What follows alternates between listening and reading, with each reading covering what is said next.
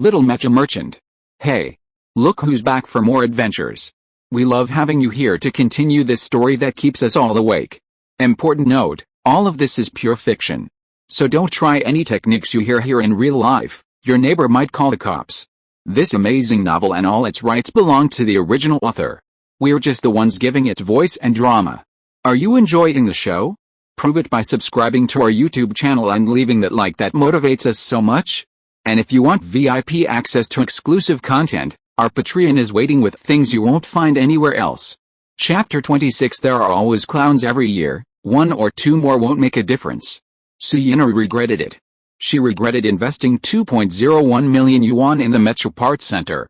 An unreliable boss, an unreliable manager, and an even more unreliable Mecha Parts Center. She felt this investment was a complete waste. And it hadn't even made a dent. What do we do now? Suyina was at a loss. Developing something with existing resources was no problem for her, but starting from scratch was something she had no experience with. It's simple. Yang Hong stepped forward and said to everyone, starting today, we'll have a 3-day holiday. Suyina's eyes widened. Lin Ming's mouth dropped open. Gu Fengren was holding a wine bottle, the wine spilling out without him even noticing. The rest of the people were completely dumbfounded. Right now, the Mecha Parts Center desperately needed restructuring, and Yang Hong was saying a 3-day holiday? Was this a sign of impending bankruptcy? Yang Hong, after a long while, Suyina finally reacted, her eyes blazing with fury. We don't have any goods here right now, what else can we do if we don't give them a holiday? Yang Hong said dismissively. That seems to be true, Suyina was stunned.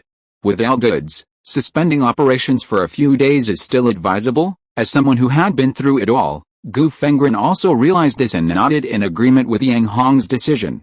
In that case, everyone will have 3 days off.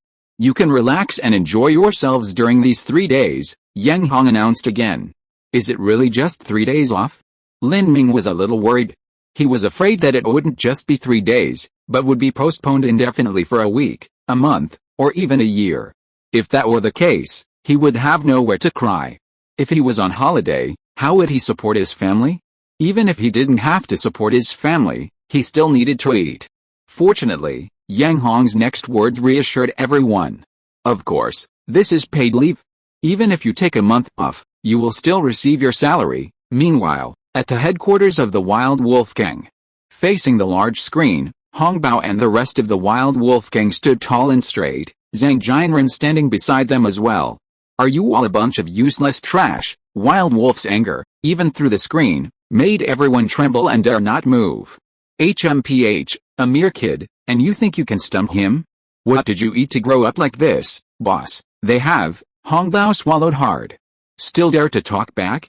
I suspect you all eat pig feed, Wild Wolf roared. Let me tell you, even if you ate pig feed, I could still sell some meat for money, but you lost a Mech Parts Center. That's a Mech Parts Center.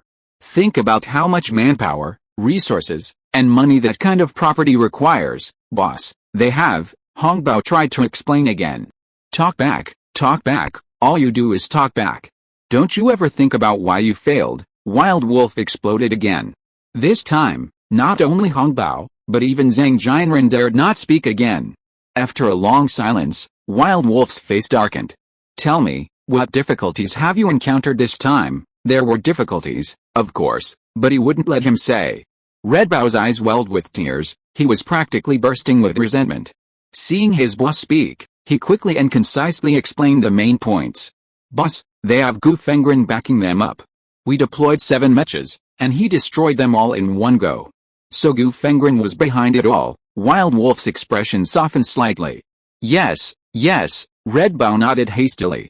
7 mechas, it seems you weren't unprepared. Yes, but since you had 7 mechas prepared, why didn't you just charge into the Mech Parts Center from the start? Were you scared? Wild Wolf thought for a moment and immediately roared. Yes, what did you say? Wild Wolf's eyes widened, his anger erupting instantly. This idiot! Zhang Jianren suddenly felt a pang of frustration. Why did Red Bao seem even more unreliable than Ling Feng? No, we weren't scared. Hong Bao realized something was wrong and quickly changed his tune. But Wild Wolf wouldn't give him a chance to explain. Even through the screen, he seemed to want to reach out and grab his throat. "You piece of trash." Zhang Jinren couldn't stand that anymore and quickly stepped forward. "Boss Wild Wolf, actually, it's not like that." Then, he immediately recounted the entire incident from beginning to end at top speed. Of course, he emphasized the 7 destroyed mechas, because these 7 mechas were only rented, and the rental fee hadn't even been paid yet. More importantly, he still had to compensate for all the costs of these 7 mechas, and double that amount. If Wild Wolf could make an offer and compensate for part of it, or even waive his share, that would be ideal. After hearing Zhang Jinren's words, Wild Wolf's anger subsided a bit. "So, Gu Fengren is determined to go against our Wild Wolf gang. He's been at odds with you for a long time." Zhang Jinren thought to himself, "You've been directly causing trouble for him from the beginning, no wonder he's not going to let you get along." However, he dared not say this directly, otherwise he would end up like that clown Hong Bao. 7 mechas. Wild Wolf stroked his chin. Zhang Jinren immediately perked up his ears. "Since even mechas can't take back the mech parts center, can't you think of other ways?" Wild Wolf asked. Zhang Jinren's lips twitched. He only wanted to hear about waiving some of the mech compensation fees. For example, using assassins, direct assassination, or, at this point, Wild Wolf's eyes lit up. "That's right, assassins." Zhang Jinren's lips twitched even more. He only wanted to hear about waiving some of the mech compensation fees. "There happen to be 2 assassins near the junkyard. We'll transfer them to you tomorrow." Wild Wolf nodded. 7 mechas, 7 mechas. Zhang Jinren couldn't help but mutter under his breath. "These 2 are veteran assassins. You must be careful when receiving them tomorrow," Wild Wolf instructed. 7 mechas, 7 mechas. Zhang Jinren continued to mutter under his breath. By the way, about those 7 mechas, seemingly having heard Zhang Jinren's words, Wild Wolf suddenly brought up the topic. Zhang Jinren's ears immediately perked up, his eyes gleaming with anticipation. "As a partner of our Wild Wolf gang, if you can't even afford to compensate for a mere 7 mechas, then you're too weak, too petty." Wild Wolf stared at Zhang Jinren and asked, "Boss Zhang, do you need our Wild Wolf gang to cover part of the cost for you?" Tears welled up in Zhang Jinren's eyes. He gritted his teeth, finally managing to stammer, This, of course not." "Ha ha ha ha." Wild Wolf laughed loudly. "I knew it, Boss Zhang is a big businessman. He wouldn't care about such a small amount of money." This wasn't a small amount, it was an expense that would almost bankrupt the Zhang family. Zhang Jinren couldn't hold back any longer, and 2 waterfalls of tears instantly streamed from the corners of his eyes. Sure enough, these days, there are always clowns out there. Wild Wolf hummed and turned off the screen. Chapter 27 The Battle of the Century with a grand and impressive name. Just as Song Shuming was questioning his life, suddenly, another loud whoosh echoed down the main road, and a huge truck carrying 2 large mechas sped past them once more. "Huh? Where are all these trucks going?" Yang Hong asked curiously, looking at the speeding trucks. "Where else?" "The gambling arena, of course," Song Shuming replied irritably. "Is there something good happening at the gambling arena today?" Yang Hong's eyes widened. "Yet," Song Shuming said listlessly, "there's a battle of the century at the gambling arena today, attracting quite a few people. I heard they even specially ordered 2 custom-made mechas just for the 2 participating mech pilots." "A battle of the century? What's that? It sounds pretty high-class and impressive." Yang Hong was completely bewildered. "Wow! A battle of the century," little Su Yinru suddenly exclaimed excitedly. "I almost forgot about it if you hadn't mentioned it." "What's a battle of the century?" Yang Hong asked. "A battle of the century, it's just a battle of the century." After saying that, the little girl immediately opened her electronic notebook and started typing away on it. Yang Hong's lips twitched, almost wanting to give the little girl a good whack on the head, but considering the difference in their strength, he couldn't help but shudder and had to forcibly restrain himself. Su Yinru had only nodded a few times when she looked up again, her eyes shining with anticipation. "Yang Hong, how about we go to the arena first, and then go buy parts tomorrow?" "What?" Yang Hong rubbed his ears. Had he heard correctly? Su Yinru, who had urged him to come to Haiyang City and even complained that the Metro Parts Center's 3-day holiday was too much, was actually asking to postpone it by a day? Was the sun rising in the wrong direction today? Yang Hong looked at the sky through the car window. What exactly was this battle of the century? "I remember, you seem to run an arena too. Why are you interested in this battle of the century?" Yang Hong glanced at the little girl. "The battle of the century is a duel between 100 wind warriors. The arena in the junkyard isn't big enough. It's impossible for a 100-win warrior to appear there. Suyenru perked up at the mention of the battle of the century. You run a fighting arena? Song Shuming adjusted his glasses, somewhat surprised. No, the fighting arena is registered under my adoptive father's name, Suyenru answered honestly. Song Shuming narrowed his eyes behind his glasses and suddenly slowed down. Hey, I'm asking you, what exactly is this battle of the century? Yang Hong was a little annoyed that he hadn't gotten to the point. Let me explain. Song Shuming adjusted his glasses. Those who participate in the fighting arena are called warriors, and a warrior who achieves 100 consecutive wins is called a 100-win warrior. The battle of the century is a duel between 200-win warriors. Now, Yang Hong understood. A warrior with 100 consecutive wins? Wow, that seems pretty awesome. Yang Hong's eyes lit up. Recalling his battle with Ling Feng, Yang Hong felt a pang of panic. If it weren't for that female-specific mecha, if it weren't for the fully charged bioenergy stored in the devouring worm, the outcome might have been different. Following normal procedures, both sides would definitely choose the most suitable mecha, making it a pure battle of skill. This was a battle where there was no room for holding back, because holding back would mean losing the winning streak. Hey, you in front, change course immediately, we're going to the arena. Yang Hong, intrigued by the high-stakes competition, slapped the back of the front seat hard. In front, Song Shuming's lips twitched. He was a designer, a genuine parts designer. Why didn't people respect designers these days? However, Song Shuming still turned the steering wheel and changed course towards the arena. Why? Because he had some reservations. Yang Hong had said that once they arrived at the parts trade fair, he would point out the flaws in the design. But guessing that the designed parts might be worthless junk, he gave up the idea of developing the design. Soon, the group arrived at the arena in Haiyang City. The arena had a very eye-catching name, Copper Sea Arena. Compared to the junkyard like number 12 bar, this was considered high-class and upscale. Moreover, this high-class gambling arena actually required tickets to enter. After dropping off the three, Song Shuming wanted to drive away alone, but Yang Hong forcibly pulled him out. Why are you running away? Yang Hong grumbled. If you run away, who's going to lead the way tomorrow? Suyenru also exclaimed. Song Shuming looked embarrassed, shook his head helplessly, and finally had to go along with him. After the little girl bought the tickets, the group went directly into the Copper Sea Gambling Arena. The Copper Sea Gambling Arena, just the area of the arena itself, was already twice the size of the entire number 12 bar. With such a large venue, the number of spectators and gamblers skyrocketed. Given this large number, not only were many seats added around the perimeter, but rows of VIP rooms were also set up in higher locations. Given Yang Hong's and his group's qualifications, they naturally couldn't enter the VIP room. However, he didn't want to watch from the back seats, so he led the group, desperately pushing and shoving their way to the front. Copper Sea Gambling Arena, VIP room number 6. Inside the room were three well-dressed young men in suits, chatting quietly with wine glasses in hand, occasionally letting out knowing smiles. The floor-to-ceiling windows at the front of the room faced the arena. Although far away, the windows seemed to have an amplifying effect, allowing for a fairly clear view of the arena's environment. To the left of the room was a giant screen that almost covered the entire wall, automatically dividing into 9 images, each transmitting a picture of the arena from one of the 9 directions. Young Master Ding, which undefeated warrior do you favor this time? One of them suddenly asked.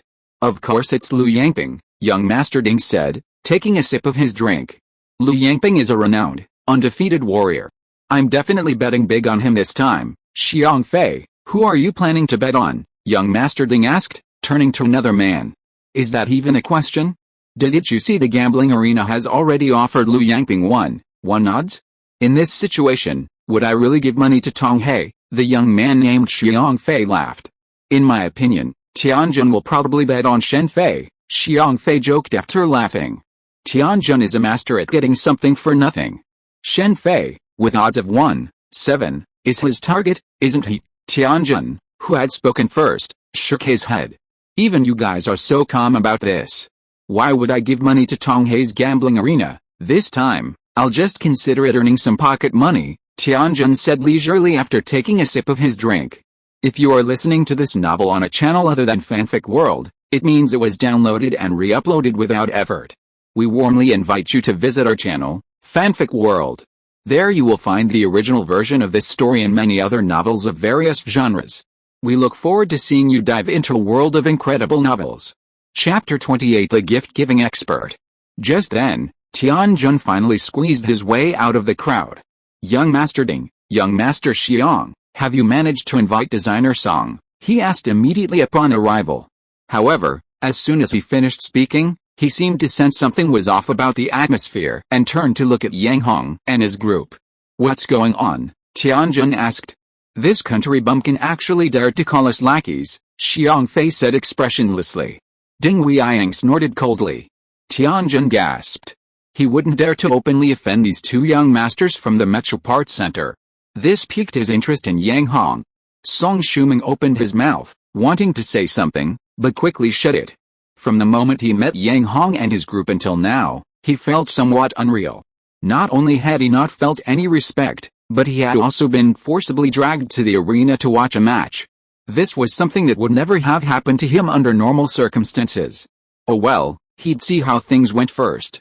Anyway, Yang Hong and his group seemed to have some influence. HMPH, Yang Hong snorted, I thought you were all big bosses of the Metro Parts Center, but you're just rich young masters doing odd jobs. What are you if not lackeys? Ding Weiyang was furious.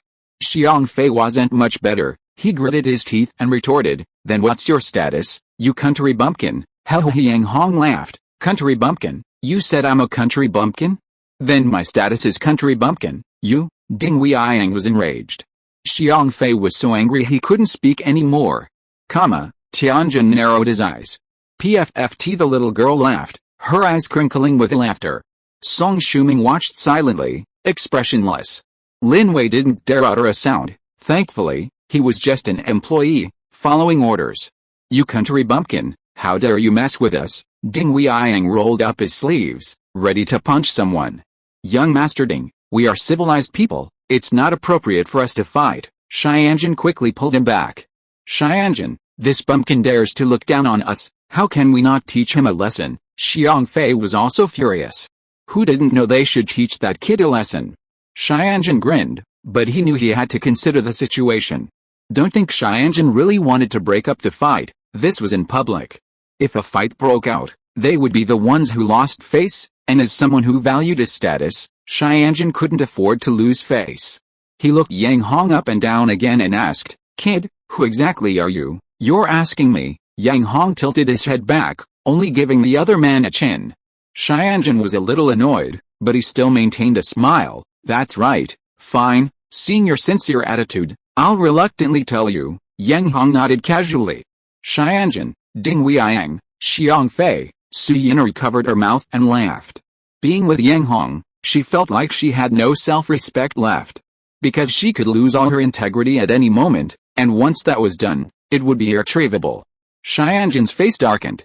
If he hadn't been planning to probe her background, he would have already turned around and gathered a group of people to teach Yang Hong a lesson. They're just a bunch of spendthrift lackeys. Yang Hong pointed at Ding Weiyang and the other man, then arrogantly patted his chest and said, Master Hong is the genuine big boss of a Metro Parts Center. What? Xianjun's brain froze. Ding Weiyang stared, stunned. Xiang Fei was equally dumbfounded. This country bumpkin was actually the owner of a Metro Parts Center, and a big boss at that? Was he kidding? Xianjun's lips twitched as he looked Yang Hong up and down again. These clothes were barely worth 100 star coins at most. The pants were probably worth a few dozen star coins. As for the shoes, he automatically filtered them out, not wanting to guess their value, because they were too pathetic. A person whose entire outfit didn't even amount to 200 star coins, not even as good as a beggar, dared to call himself the owner of a Metro Parts Center? And a big boss at that? Tianjun turned to look at Ding Weiyang and Xiang Fei. Ding Weiyang's clothes were all handmade, worth at least 100,000 star coins. His trousers were also handmade, worth no less than 100,000 star coins. His shoes were definitely handmade as well, and the materials alone were worth no less than 100,000 star coins. As for the rest, Tianjun had deliberately omitted it. Just the clothes alone were worth over 300,000 star coins. As for Xiang Fei's equipment, it was basically the same as Ding Weiyang's. And they were just the young masters of the Metro Parts Center. Comparing the two, Tianjun felt like a flock of crows flew over his head, cooing incessantly. This guy really was a big boss? After realizing what was happening, Ding Weiyang and Xiang Fei were already laughing so hard that tears were streaming down their faces. Ha ha ha ha, you country bumpkin big boss, where's your Metro Parts Center? In the junkyard, Yang Hong said nonchalantly. The junkyard? Tianjin's expression suddenly changed drastically. You're Yang Hong, the one who defeated the Wild Wolf Gang and obtained the junkyard Metro Parts Center. You know me. Yang Hong was taken aback at first, then laughed. I really didn't expect that my name, Yang Hong, would actually spread to Heiang City. Not bad, not bad. It feels good to be famous. Yang Hong was a little smug, and said that the pressure of being famous was great, because it would affect his enjoyment of life in this time and space. He Tianjin's expression was sinister, and he sneered. Ha ha ha! Seeing Yang Hong's appearance, Ding Weiyang laughed loudly. This idiot, he really thinks he's a celebrity. Xiang Fei also laughed from ear to ear. It seems he doesn't understand what's going on. What's going on? What are these idiots doing? Yang Hong blinked. Hey? Why are you swearing again? The little girl finally couldn't stand it anymore, and she became angry. Yang Hong. At this moment, Song Shuming suddenly spoke up, and he looked at Tianjin and said, he's from the Wild Wolf Gang, and his name is Tong Xianjin. What? From the Wild Wolf Gang? Realizing what had happened, Yang Hong's eyes immediately lit up with golden light. Although the original owner of this body had died at the hands of the Wild Wolf Gang, the members of the gang had been incredibly kind to him since arriving in this world. The first time they met, they gave him a share certificate for the mech center and over 200,000 star coins, allowing Yang Hong to take his first step towards the pinnacle of life. That was a huge gift. Next, they gave him another share certificate, making him a genuine big boss of the mech parts center, and without him having to spend any money. Another huge gift. Now, the Wild Wolf Gang had returned. What would they bring this time? Yang Hong declared that meeting the Wild Wolf Gang was the happiest thing in his life, because they were professional gift givers. Truly kind people who specialized in giving gifts. Chapter 29, the gift-giving stage has finally arrived. Looking at Tong Xianjin's sneer, Yang Hong really wanted to weakly ask, what kind of good stuff are you planning to give me? However, such a thing was too shameless, and Yang Hong said he couldn't do it, so he had to keep his words to himself for the time being. Since learning Yang Hong's identity, Ding Weiyang and Xiang Fei had finally recovered, and they looked down on Yang Hong from the bottom of their hearts. They knew the real situation of the Metro Parts Center in the junkyard. After all, they were involved in it too. Although Tong Xianjin had a cold face, he was secretly overjoyed. Why? Because he was the one Wild Wolf had designated to go to the junkyard to solve the trouble. Speaking of which, the Wild Wolf branch in the junkyard really disgraced the Wild Wolf Gang. They couldn't even handle a mere kid with no background, and they had to send him. Tong Xianjin felt that he was having a lot of bad luck, because the junkyard was a god-forsaken place, with no fun at all. If Wild Wolf hadn't personally called for him, he wouldn't have even left a footprint. Fortunately, he encountered the right person at this moment, which meant that Tong Xianjin's luck had turned around. As long as he could resolve the matter here, he wouldn't have to go to that garbage dump, which was nowhere to be found on the map. However, before Tong Xianjin could speak, Ding Weiyang said smugly, "Country bumpkin, this isn't a place for you." That's right, that's right. Every bet at the Copper Sea gambling arena is 100,000 to 200,000 star coins. Xiang Fei immediately chimed in, and then arrogantly asked, do you have any? Damn. A mere 100,000 to 200,000 star coins, how could he not have them? Yang Hong's lips twitched. However, as a big boss, he wouldn't casually compete with anyone in terms of wealth. Yang Hong felt that would be beneath his dignity. Beat them up? No, no, no. As a civilized person, as someone who just wanted to eat, drink, and live a carefree life, he didn't like this kind of fighting and killing at all. Although with his strength, he could easily beat up Tong Xianjin and the others, it would dirty his hands, and Yang Hong wasn't willing to do that. Tong Xianjin pretended to consider it for a moment, then suddenly spoke up, how about this? Since we've come to the Copper Sea gambling arena, we're probably planning to gamble, then besides the official betting, let's have a private match too. What do you think? Of course, if you're scared, you can refuse. To prevent Yang Hong from falling for his trick, he used reverse psychology again. Yang Hong hearing the reverse psychology, the little girl panicked. But Yang Hong reacted quickly, almost blurting out, reverse psychology? You think I'll fall for it? Hearing this, Suyinaru's heart, which had been pounding, finally relaxed. She only had 2.01 million on her. If Yang Hong got angry and fell for the reverse psychology, then there would be no money left to buy goods. Without goods, the Metro Parts Center would be useless, which was not the script she had planned. Countless black lines appeared above Tong Xianzhen's head. However, since you're so eager, wouldn't it be a waste of your kindness if I didn't accept? Yang Hong suddenly picked his nose. Alright, then you'd better set the terms. What? Suyinaru was dumbfounded. The plot twist was too fast. She was almost in tears. 2,110,000. 2,110,000. Was this some kind of handover? Lin Wei, the employee's underling, was also sweating profusely, but he didn't dare to speak up. After all, he was just an employee who followed orders. It seems he'll have to find another job tomorrow. Lin Wei sighed because this boss was too unpredictable. Song Shuming, as an outsider, watched the conflict with a calm mind, because no matter who won or lost, it wouldn't matter to him in the end. Today is the battle of the century, so let's decide the winner by the outcome of the battle between the two undefeated warriors. Tong Xianzhen went straight to the point. Okay, no problem. So how do we decide the winner? Finally, it was time to give gifts, and Yang Hong was overjoyed. We'll each bet on one person. Whoever wins, besides getting the betting funds from the arena, will also receive the bet amount agreed upon privately between us. That's no problem. However, we each need to designate the bet for the other. What does that mean? Yang Hong's eyes widened. In other words, I'll designate your bet, and you'll decide mine, Tong Xianzhen said. Is that fair? How am I supposed to know what good stuff you have? Yang Hong immediately shook his head. As long as you agree, Tong Xianzhen, will list all the resources that can be used as bets, and you can choose whatever you like. If you're not satisfied with the bets, you can exchange them for star coins of equal value. It sounded pretty good, and Yang Hong was somewhat satisfied. He snapped his fingers. How much capital do we have now? Yang Hong, you haven't even asked if they've agreed yet. Suyinaru pouted angrily. As the small boss, she also had the right to allocate the resources of the Metro Parts Center. Am I the big boss, or are you the big boss? Yang Hong glared at her. You, just tell me how much capital you have left. 2,110,000. Tears welled up in Suyinaru's eyes. She regretted it. Why did she agree to the 60-40 split back then? He little brat, the 60-40 split back then was indeed a wise choice. Yang Hong chuckled. Okay, then I'll bet. Before he could finish speaking, Yang Hong immediately turned his head again. Little girl, which two are betting today? Song Shuming, Lin Wei, Tong Xianzhen, Ding Weiyang, Xiang Fei. Suyinaru finally couldn't hold back any more.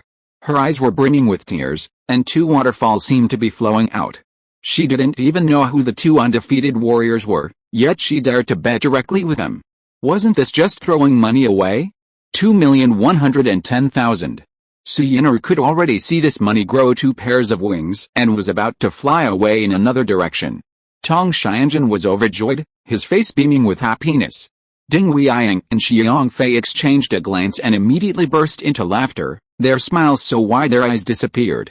Lin Wei, just a junior employee, wanted to laugh, but tears welled up inside him. He knew he'd have to find another job tomorrow. Following this boss would only bring bad luck. Sigh. Song Shuming couldn't bear to watch any longer and gently shook his head. Finally, he coughed and said, the two undefeated warriors are Lu Yangping and Shen Feng. Lu Yangping is a well-established undefeated warrior with odds of 1-1, while Shen Feng is a younger undefeated warrior with odds of 1-7. By the way, the venue has been decided, it's a swamp. According to my information, Lu Yangping will be piloting an at-15, while Shen Feng will be piloting a PT-34. Yang Hong was almost completely bewildered by the ad in PPT, but thankfully he understood one thing, the odds of 1-1-7. With such an obvious money-making opportunity, he was sure he wouldn't make a mistake. Because the Wild Wolf Gang members are professional gift givers, if we don't accept their gifts, wouldn't we be going against our conscience? Chapter 30. When big bosses fight, even designers have to kneel. Hearing Song Shuming's words, Suyinaru's uneasy heart calmed down again. The odds of 1-1-7 clearly indicated that even the betting arena had noticed the trend. With such an obvious comparison, anyone with a sound mind shouldn't make the wrong choice. Tong Xianzhen's face darkened, and he glared at Song Shuming hatefully. Yang Hong, since I'm starting this betting, I have to make the choice first. Given the obvious situation, if Yang Hong chose Lu Yangping, how could he continue playing? You bad guy, trying to cheat. Having finally gotten a chance for the situation to turn around, Su Yinru immediately became furious. Suddenly, Yang Hong scratched his head and asked, what are 1, 7, Song Shuming, Lin Wei, Tong Xianzhen, Ding Weiyang, Xiang Fei? Su Yinru's anger vanished. She almost collapsed to the ground, nearly kneeling before Yang Hong. He didn't even know what odds were, yet he dared to bet against someone. Wasn't this just handing him over as food? Tong Xianzhen, who had been frowning, laughed, almost to the point of hysteria. This time, Song Shuming didn't need to speak. He directly explained to Yang Hong, 1 means betting 100,000, and if you win, you immediately get 100,000. 7 means winning 7 times. You don't even know what 7 times means, do you? Of course, the gambling arena charges a certain percentage of fees. Based on the scale of Tong He, that's 20 points. 20 points? Do you even know? Damn. Does he really think I'm an idiot? Ignorant? Yang Hong wiped away a bead of sweat. 7 times, of course he knew. 20 points, he knew that too. 2,100,000. 10,000 isn't even enough for a bet. He might as well just consider it 2 million. 2 million, winning 1 only adds 1,600,000, which seems too little. Yang Hong shook his head. 7, winning means 7 times the stake, which is 14 million. Subtracting 20%, that's 11.2 million. Add the initial investment, and it's 13.2 million. Yang Hong's eyes gleamed with excitement. Yang Hong, that's not how you calculate it. Suddenly, the devouring worm appeared in his mind again. Why not? My math is pretty good. Yang Hong was unconvinced. But what if we don't win? The devouring worm reminded him. There are only 2 people, how could no one win? Yang Hong wasn't stupid. Besides, we still have you, right? You can generate electricity, right? If we secretly generate it, the result will be clear. Yang Hong grinned slyly.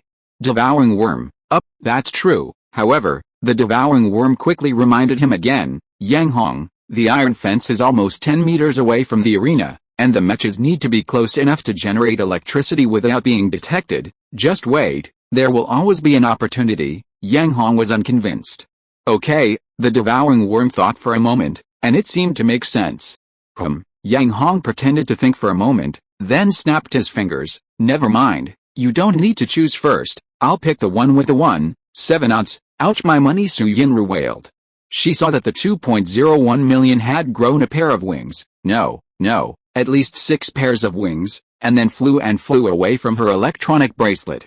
Did I say I'd choose first? Tong Xianzhen hadn't finished speaking when he suddenly realized, and he was overjoyed. You picked the one with the 7 odds, that's right.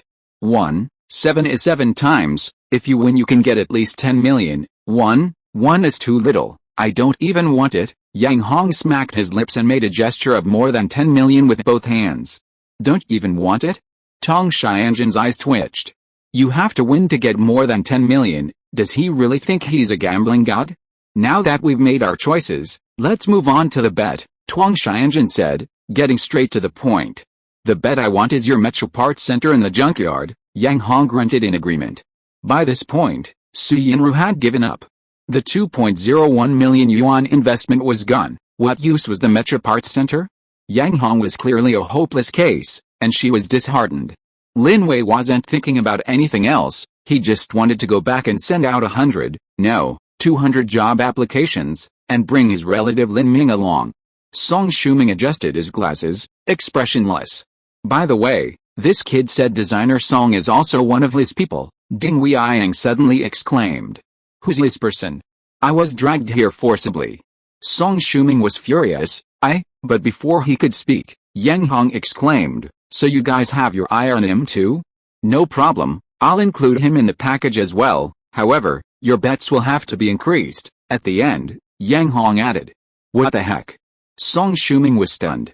He was being treated as part of the bets, and even included in the package? What on earth happened? I'm a parts designer, and a genius parts designer known as the unparalleled genius of Haiyang City, and I'm just being packaged like this? Song Shuming was devastated. Tong Xianjun frowned, glanced at Song Shuming, and seeing that he didn't speak, took it as tacit agreement, so he nodded. And your bets? Yang Hong asked. Your Mecha Parts Center needs a batch of Mecha parts, right? I happen to have a batch of recently rejected Mecha parts. Tong Xianjun thought for a moment. The Mecha Parts Center in the junkyard is worth about 5 or 6 million. If you include the resources spent on the application, let's just say 20 million. If you win, you can take 20 million worth of parts from me. No, no, no. Yang Hong shook his finger. Your parts were rejected. What use are they to me? Why don't you just compensate me 20 million directly? You? Tong Xianjun's face darkened, but thinking about the outcome, he couldn't help but laugh. Alright, I agree. It's all just empty promises anyway, why should he care? By the way, what about this designer? What are you planning to bet on? Yang Hong gestured with his lips. I'm not betting, I'm a genuine designer. 2 small waterfalls of light appeared in Song Shuming's eyes. But just as he was about to say something, Yang Hong glared at him fiercely, and he could only mumble something and shut his mouth. This was truly a case of the big shots fighting, and the underlings suffering. No, Song Shuming wasn't an underling anymore, he was a designer, and designers also suffer. Designer Song is a well-known figure, so naturally his value can't be measured in star coins, Tong Xianjun said, somewhat embarrassed. What do you mean his value can't be measured in star coins? It's settled then. If you offer another 10 million star coins, then I'll reluctantly accept it. Yang Hong made the decision on the spot. I'm a designer, and a well-known one at that. Song Shuming was completely speechless. Chapter 31 Come to my bowl. The PT-34 slid backward quite a distance after being rammed by the At-15 Green Frog. This counterattack by the Green Frog ignited another wave of excitement among the spectators in the arena. Lu Yangping. Rise up, Lu Yangping. Rise up, dot. Of course, the support rate for Lu Yangping's mech was equally high. At 15. Counterattack now, at 15. Counterattack now, dot. Covering his ears, Yang Hong was in tears. He realized that large arenas weren't really suitable for him, because such places were too chaotic and noisy, his ears couldn't take it anymore. Taking advantage of this opening, the Green Frog seized the opportunity, leaping swiftly into the river in the arena. This action further excited all the spectators who had bet on Lu Yangping. Lu Yangping, well done, Lu Yangping. Tong Xianjun was equally excited, clenching his right fist and swinging it wildly in the air several times. As for Ding Weiyang and his companion, they laughed so hard they lost all composure, even giving Yang Hong a disdainful look out of the corner of their eyes. Damn it! Yang Hong was annoyed. He immediately pressed himself tightly against the iron fence and slowly moved his body towards Shen Feng's humanoid machine. However, the distance between them was too great, and the devouring insect couldn't exert any force. Come here, feel it. Yang Hong stared at the humanoid machine with resentment in his eyes. Just then, the Green Frog machine, having gained the advantage of the terrain, took advantage of the opportunity to continuously interfere with the humanoid machine using the water source. PT-34 is in trouble. Suddenly, the devouring insect appeared in his palm. Do you need to tell me? Yang Hong rolled his eyes at it. The Green Frog machine had been lurking in the river, creating opportunities, while the humanoid machine, being only a land-based machine, was completely helpless against it. Even Yang Hong, a Mecha novice, could see something was wrong.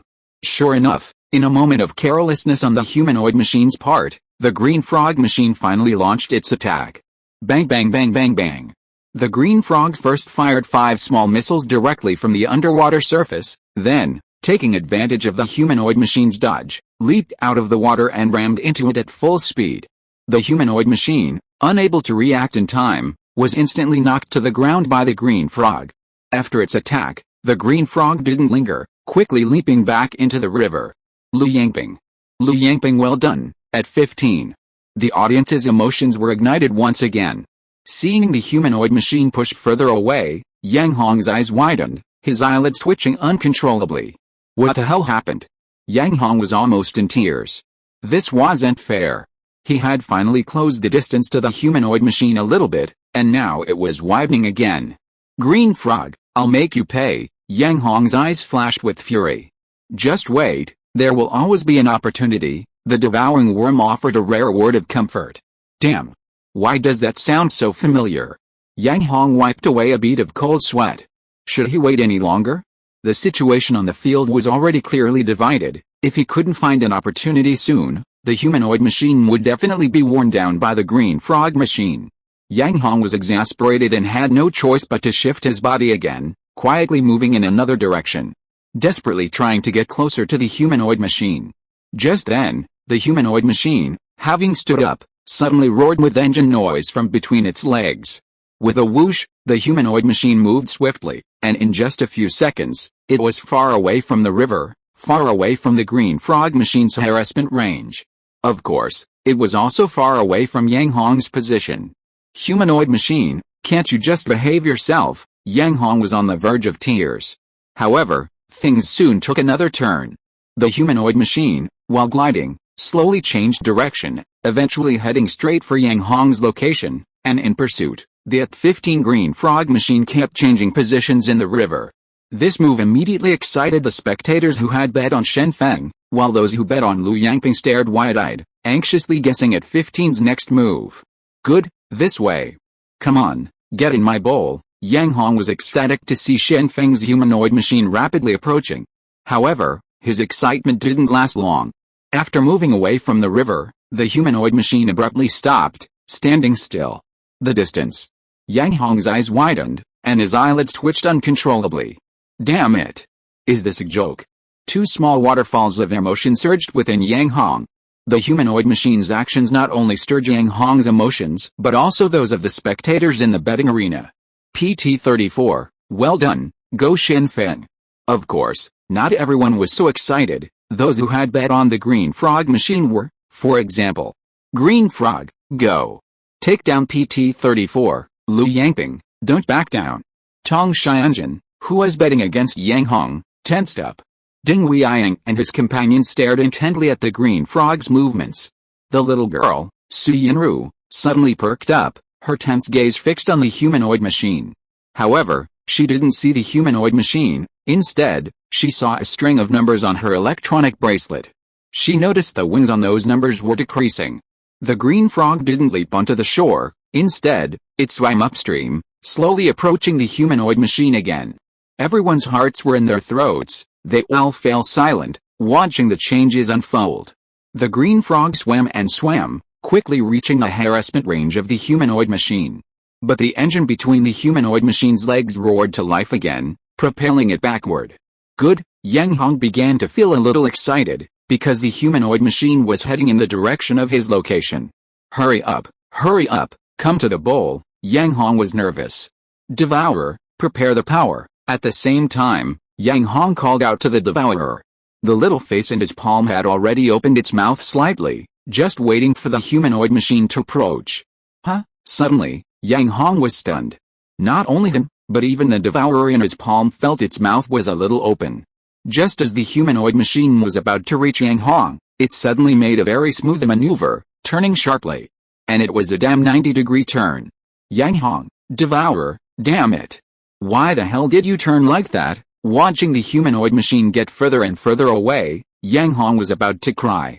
Yang Hong swore that if he ever saw that person named Shen Feng again, he would beat him every time he saw him, and beat him until he couldn't even recognize him. The humanoid machine's actions immediately made the green frog machine anxious, because it had reached the end of the river. The green frog at 15 was forced to leap out of the river and onto the bank. Seemingly waiting for this opportunity, once the green frog was away from the river, the humanoid machine suddenly changed direction, its engines revving at full speed, roaring as it turned back. Immediately, the spectators in the betting arena who had bet on Shen Feng cheered. Go Shen Feng, PT-34, well done. Of course, there were also those whose hearts were pounding for the At-15 green frog. Tong Xianjun's eyes were wide open, not blinking, his hands clenched into fists, veins bulging on his arms. Ding Weiyang and his companion had long since lost their initial smiles, their faces were tense, and cold sweat poured down their backs. The opportunity has come. Seeing the PT-34 humanoid machine whiz past the edge of the arena, Yang Hong immediately summoned the devouring insect. Before Yang Hong could speak, the small face in his palm opened its mouth and spat out a beam of eerie blue lightning. They weren't in a hurry until it happened, because they were truly panicked. If the humanoid machine made any sudden turns, all their efforts would be for nothing. The bolt of lightning was only as thick as a little finger. If you weren't paying attention, you wouldn't even notice it. Next to Yang Hong's swoosh, the bolt of lightning struck the humanoid machine. Chapter 32. The wind blows and the grass falls. The wind blows but there is no sound. Struck by the electric shock, the humanoid mech abruptly stopped mid-acceleration, a bizarre turn of events. The green frog mech pilot reacted quickly, seizing the opportunity and swiftly lunging forward. Then, nothing more. The two mechas separated instantly upon contact, then eerily stopped face to face. For a long while, both mechas remained frozen in the same position, as if frozen in time. For a moment, the entire betting arena fell silent, an eerie silence descending. Everyone stared intently at the mech they had bet on. 1 minute passed. Both mechas remained motionless. 3 minutes passed. Both mechas remained motionless. 5 minutes passed. Both mechas remained motionless. 10 minutes passed. Finally, the 15 green frog made a movement. Seeing the green frog mech begin to function, the spectators in the arena breathed a sigh of relief, but their hearts leaped again. With the green frog's movement, a violent, eerie blue light suddenly erupted from its body, instantly enveloping the entire machine.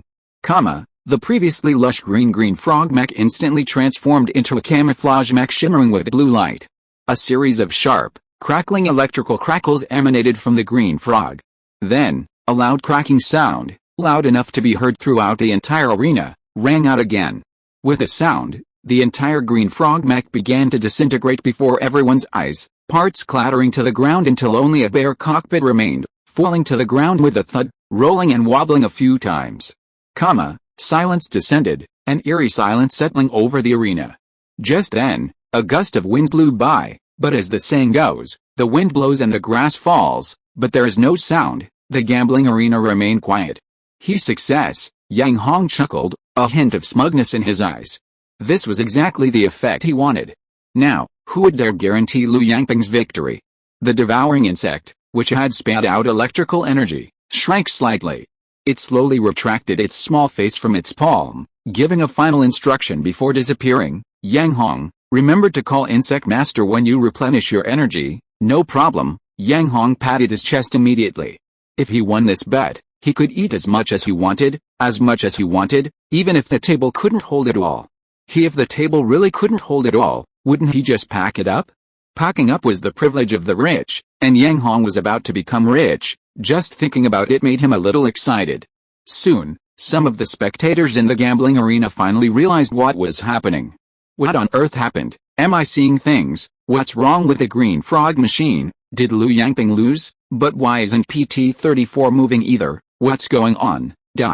As the first person spoke, these questions immediately spread throughout the entire gambling arena, quickly escalating into chaos. The gambling arena's high-level conference room. The room was filled with people, all staring blankly at a huge screen at the front.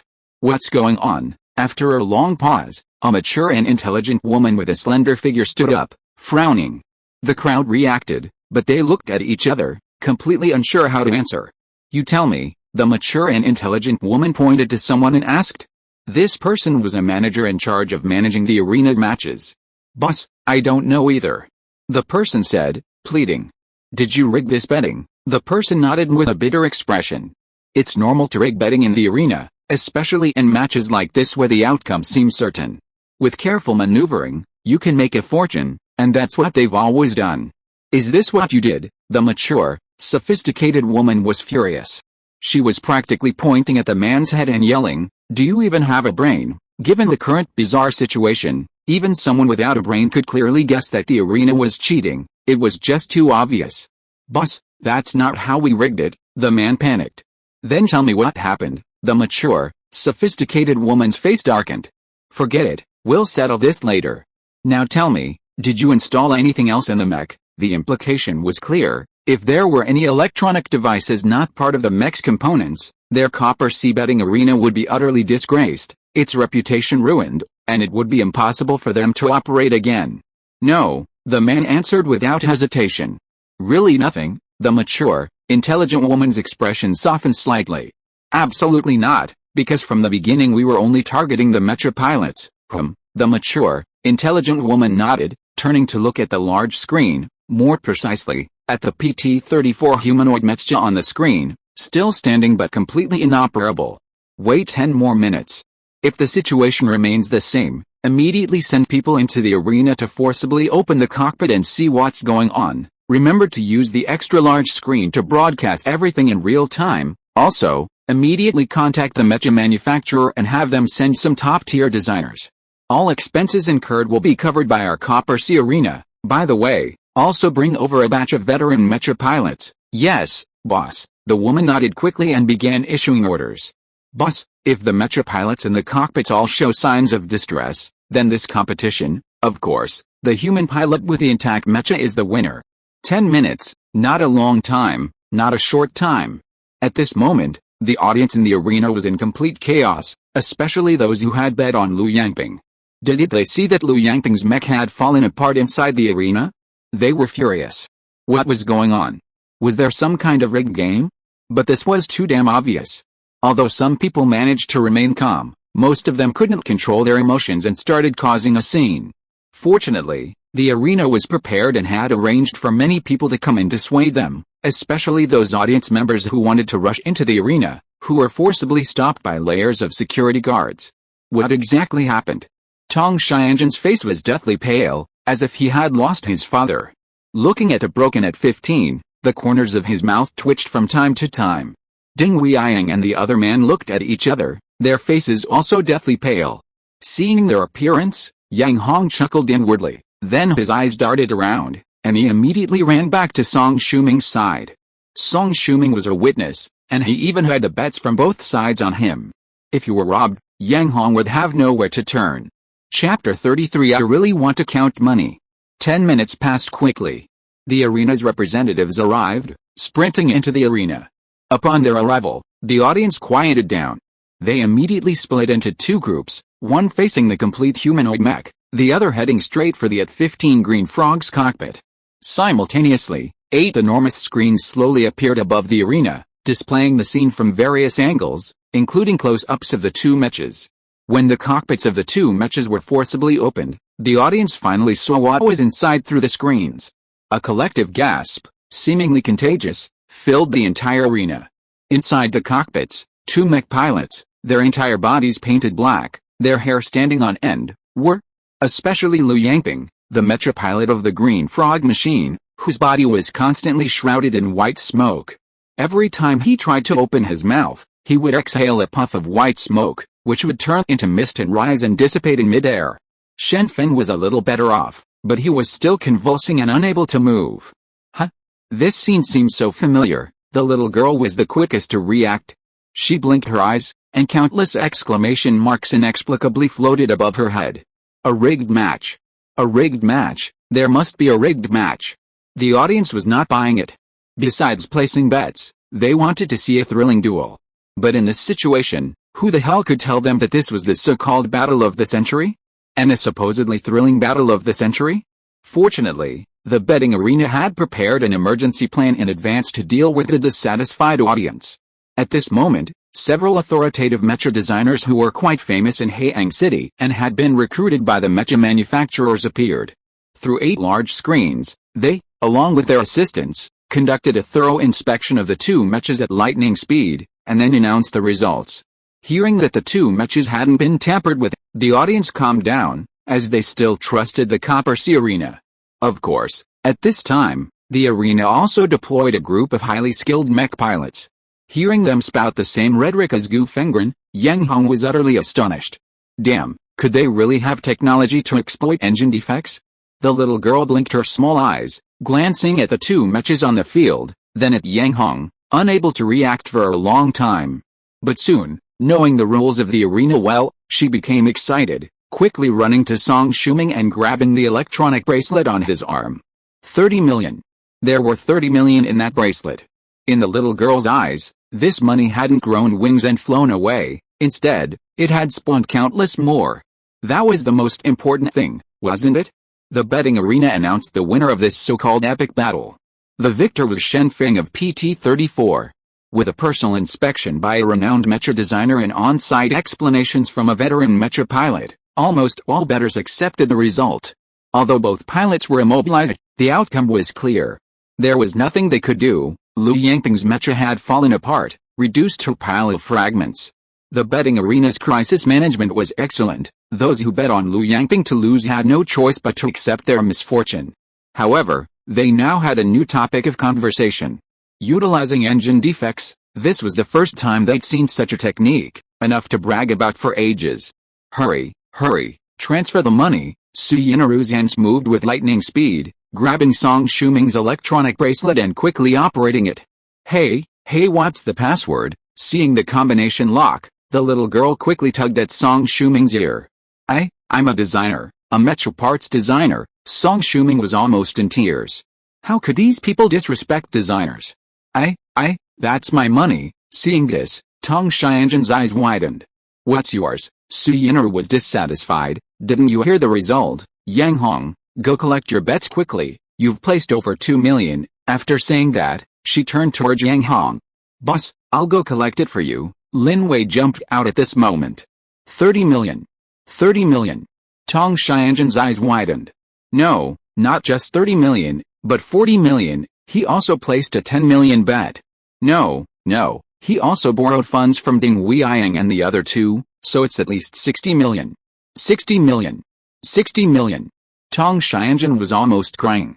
Watching 30 million just being transferred into Su Yinru's bracelet, he wanted to go to the gambling arena to argue with him. This bizarre battle of the century, is there some inside story? But unfortunately, the Tonghe gambling arena's crisis management was too good. Did anyone else have any objections? If he actually jumped out, he would definitely be blacklisted by the Copper Sea gambling arena. Ding Weiyang and his companion were also dark-skinned, almost covered in black lines, and they could faintly hear a flock of crows flying overhead, cawing. However, their expressions improved after they glanced at the even more pitiful Tong Xianzhen. After all, they weren't the worst off, and Tong Xianzhen had borrowed 10 million from each of them, money with interest, and not a low one at that. And judging from Tong Xianzhen's appearance, he probably wouldn't be able to repay it anytime soon. The two exchanged a glance and quickly and quietly left the gambling arena. They weren't joking, although they were friends with Tong Xianzhen. When it came to money, no one cared.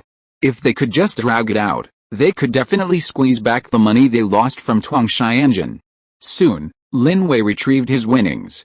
Fortunately, Yang Hong didn't have the intention of punishing them, otherwise, they wouldn't have been able to leave the gambling arena even if they wanted to. Su Yinru was incredibly fast, transferring all the money into her bracelet in the blink of an eye. Seeing the string of numbers, 44,586,000, she beamed. Yang Hong, you're amazing. You're so incredibly capable. As a big boss, she must be incredibly powerful. Yang Hong thought to himself. However, his gaze remained fixed on the girl's bracelet, which contained over 40 million. Over 40 million, this was the largest sum of money he had ever made in this timeline. But Yang Hong felt utterly miserable. Why wasn't paper money common in this timeline? He desperately wanted to count his money, but fate was against him. Yang Hong was almost in tears. Boss, is there something we forgot? Just then, Lin Wei suddenly reminded him, his eyes fixed intently on Tong Xianzhen. There was no way around it. Tong Xianzhen hadn't trusted Yang Hong from the start, and if he didn't immediately show some appreciation, he'd definitely be on the blacklist. Hearing this, Yang Hong immediately snapped to attention, his lecherous gaze landing on Tong Xianzhen. Su Yinru and the others also stared at Tong Xianzhen. Whoosh! Tong Xianzhen's face turned deathly pale, and he broke out in a cold sweat. His clothes instantly soaked. Take it off, Yang Hong. Quickly take it off, Lin Wei. Hurry up and take it off. Su Yinru's face was also flushed. Song Shuming didn't speak, but his gaze also fell on Tong Xianzhen. Tong Xianzhen almost coughed up blood. This time he had truly lost both his wife and his army. Under everyone's watchful eyes, at this moment, in this place, Tong Xianzhen felt he desperately wanted to roll his eyes and faint, but why couldn't he enter a state of unconsciousness? Tong Xianzhen cried. Chapter 34 Parts Trade Fair. Yang Hong, didn't you like his clothes? Su Yinru asked curiously after leaving the gambling arena. Damn, Yang Hong's lips twitched. Who would want those sweaty clothes? True. After thinking for a moment, Su Yinru nodded, but then her gaze fell on Lin Wei. Why are you looking at me like that? Lin Wei's face inexplicably turned red. He had only taken those clothes to the trash can, but speaking of which, those clothes really did smell sweaty.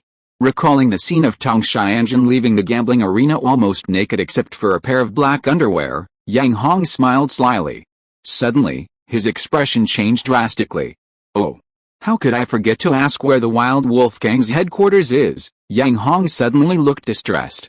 Why do you want to know where their headquarters is? Su Yinru frowned. She wanted to stay far away from these people. You can't say that, Yang Hong said. The Wild Wolf Gang was a great benefactor to him, a real savior. Every time they met, they'd shower him with gifts. If he didn't find out where they lived, what would he do if he ever needed money? Yang Hong was filled with regret, practically green with envy.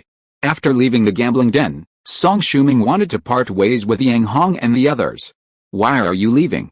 You're one of ours. But before Yang Hong could speak, Su Yinru exclaimed anxiously. A parts designer was worth more than 10 million. When did I become one of yours? Song Shuming was speechless.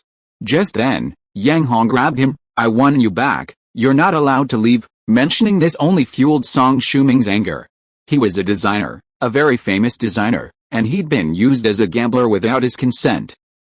Before Song Shuming could lash out, Yang Hong spoke again. Tomorrow, you take us to the parts trading center, and I'll definitely point out the flaws in the design. Song Shuming's lips twitched. He felt like he was about to cry. He didn't want to know about the flaws in the design anymore. The next day, to prevent Song Shuming from sneaking away in the middle of the night, Su Yinru hadn't slept all night, and her eyes were red early in the morning. Oh dear, Yang Hong was initially surprised, then his eyes lit up, and he advised, seeing that you haven't slept all night, why don't you stay at the hotel and catch up on some sleep? Hearing this, Su Yinru felt a sweet warmth in her heart, and her face inexplicably flushed slightly.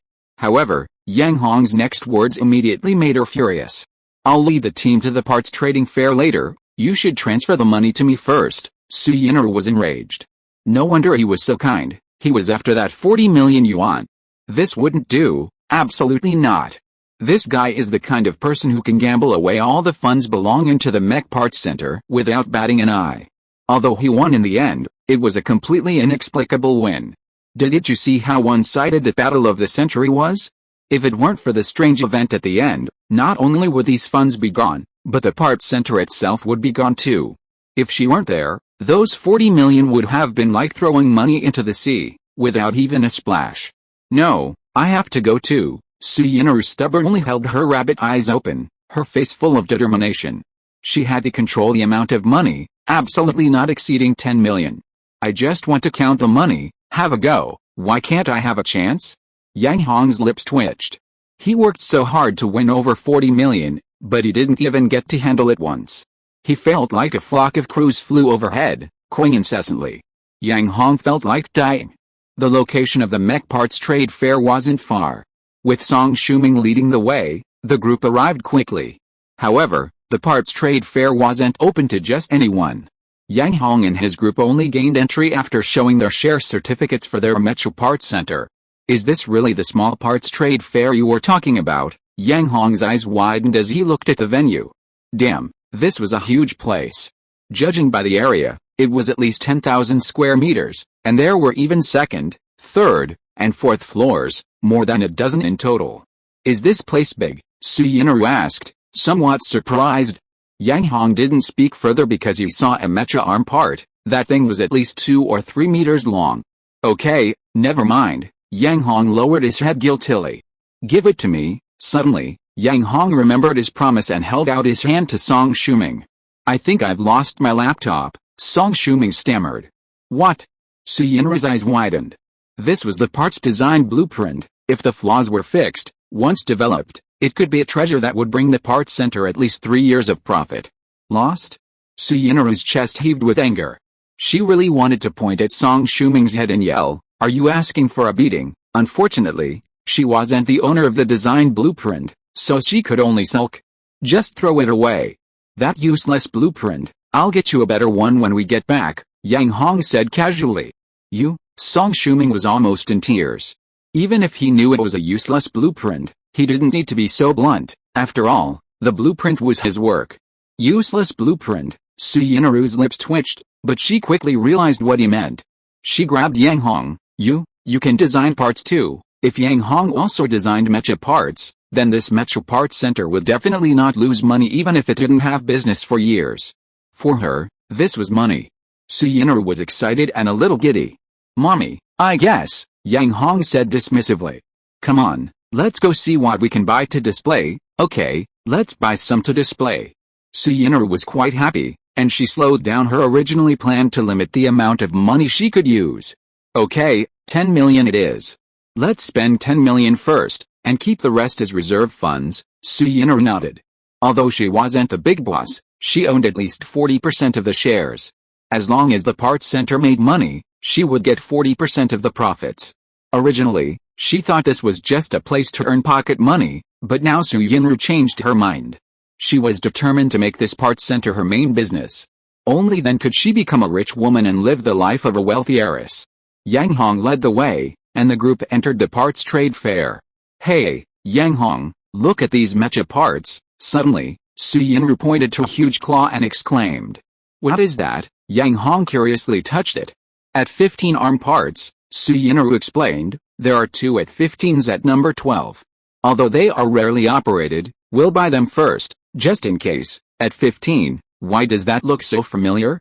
Countless question marks appeared above Yang Hong's head. Seeing his expression, Lin Wei's eyes twitched uncontrollably. Boss. That green frog mech from yesterday was in at 15, what? Yang Hong abruptly withdrew his hand. The green frog mech? No way, absolutely not. That's a Jinx mech, it couldn't even withstand one electric shock before falling apart. Yang Hong didn't like it. Not buying, Suyinru was stunned. Then how about this? Soon, Suyinru pointed to another part. It was the arm component of the PT-34. The PT-34 was Yang Hong's lucky mech. Didn't you see he made over 40 million yesterday because of it? Not buying. With just one glance, Yang Hong immediately shook his head. If you are listening to this novel on a channel other than Fanfic World, it means it was downloaded and re-uploaded without effort. We warmly invite you to visit our channel, Fanfic World. There you will find the original version of this story and many other novels of various genres. We look forward to seeing you dive into a world of incredible novels. Chapter 35, The Advantageous 60-40 Split.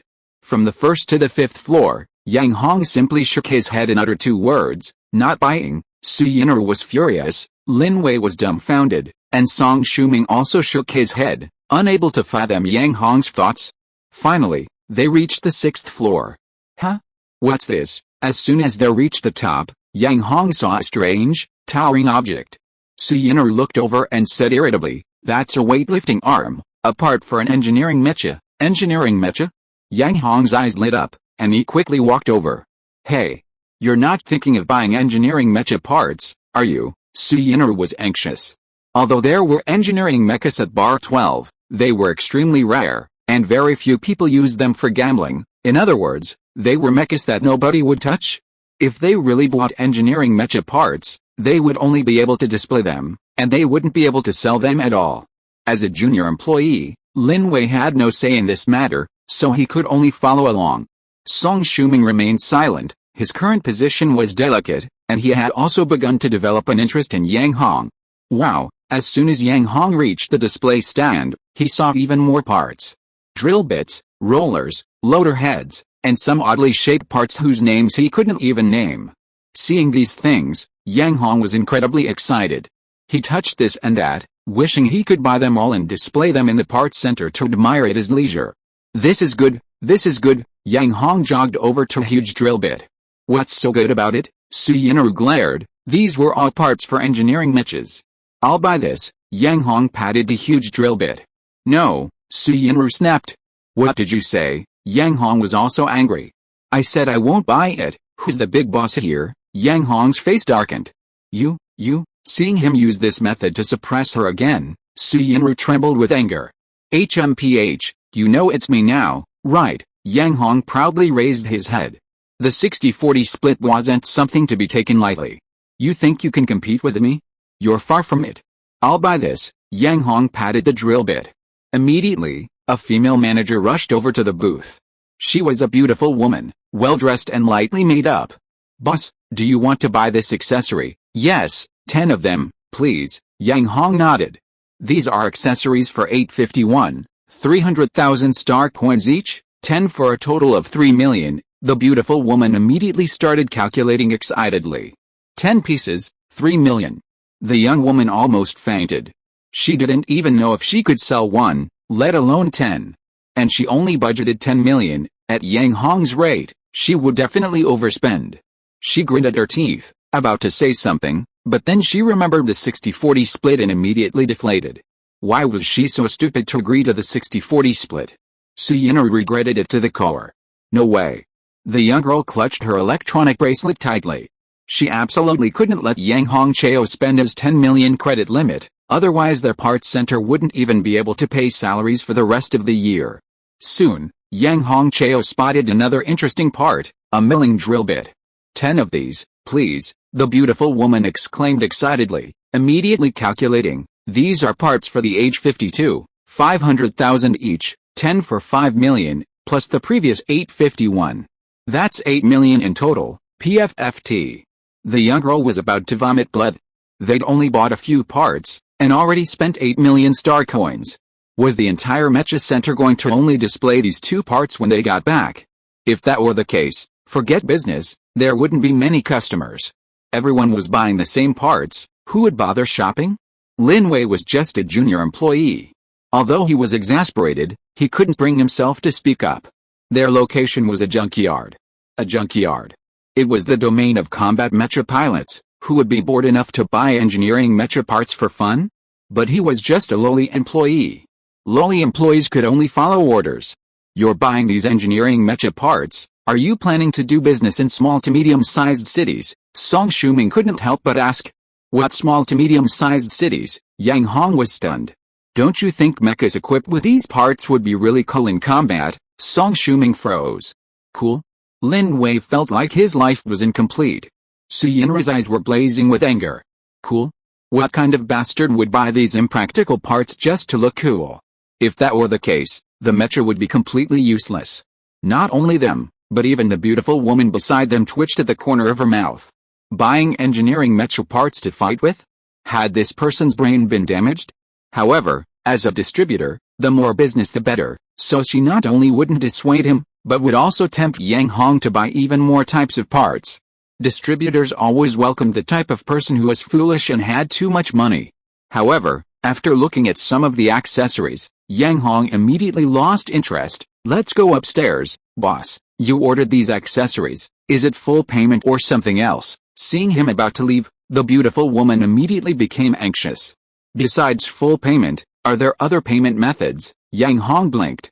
Of course, afraid that Yang Hong wouldn't pay, the beautiful woman immediately explained, you can also choose to pay a deposit, but you need to pay at least half, and then settle the remaining balance within 3 months. What if I can't pay? Yang Hong asked, stroking his chin. Can pay? The beautiful woman was speechless. But in order to close the deal, she patiently explained, if you can't pay by the deadline, we will take the remaining accessories back directly.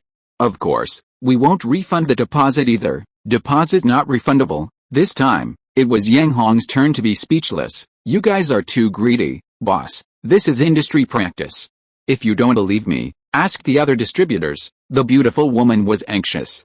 Full payment, we'll pay in full. Suyinra was even more anxious than her.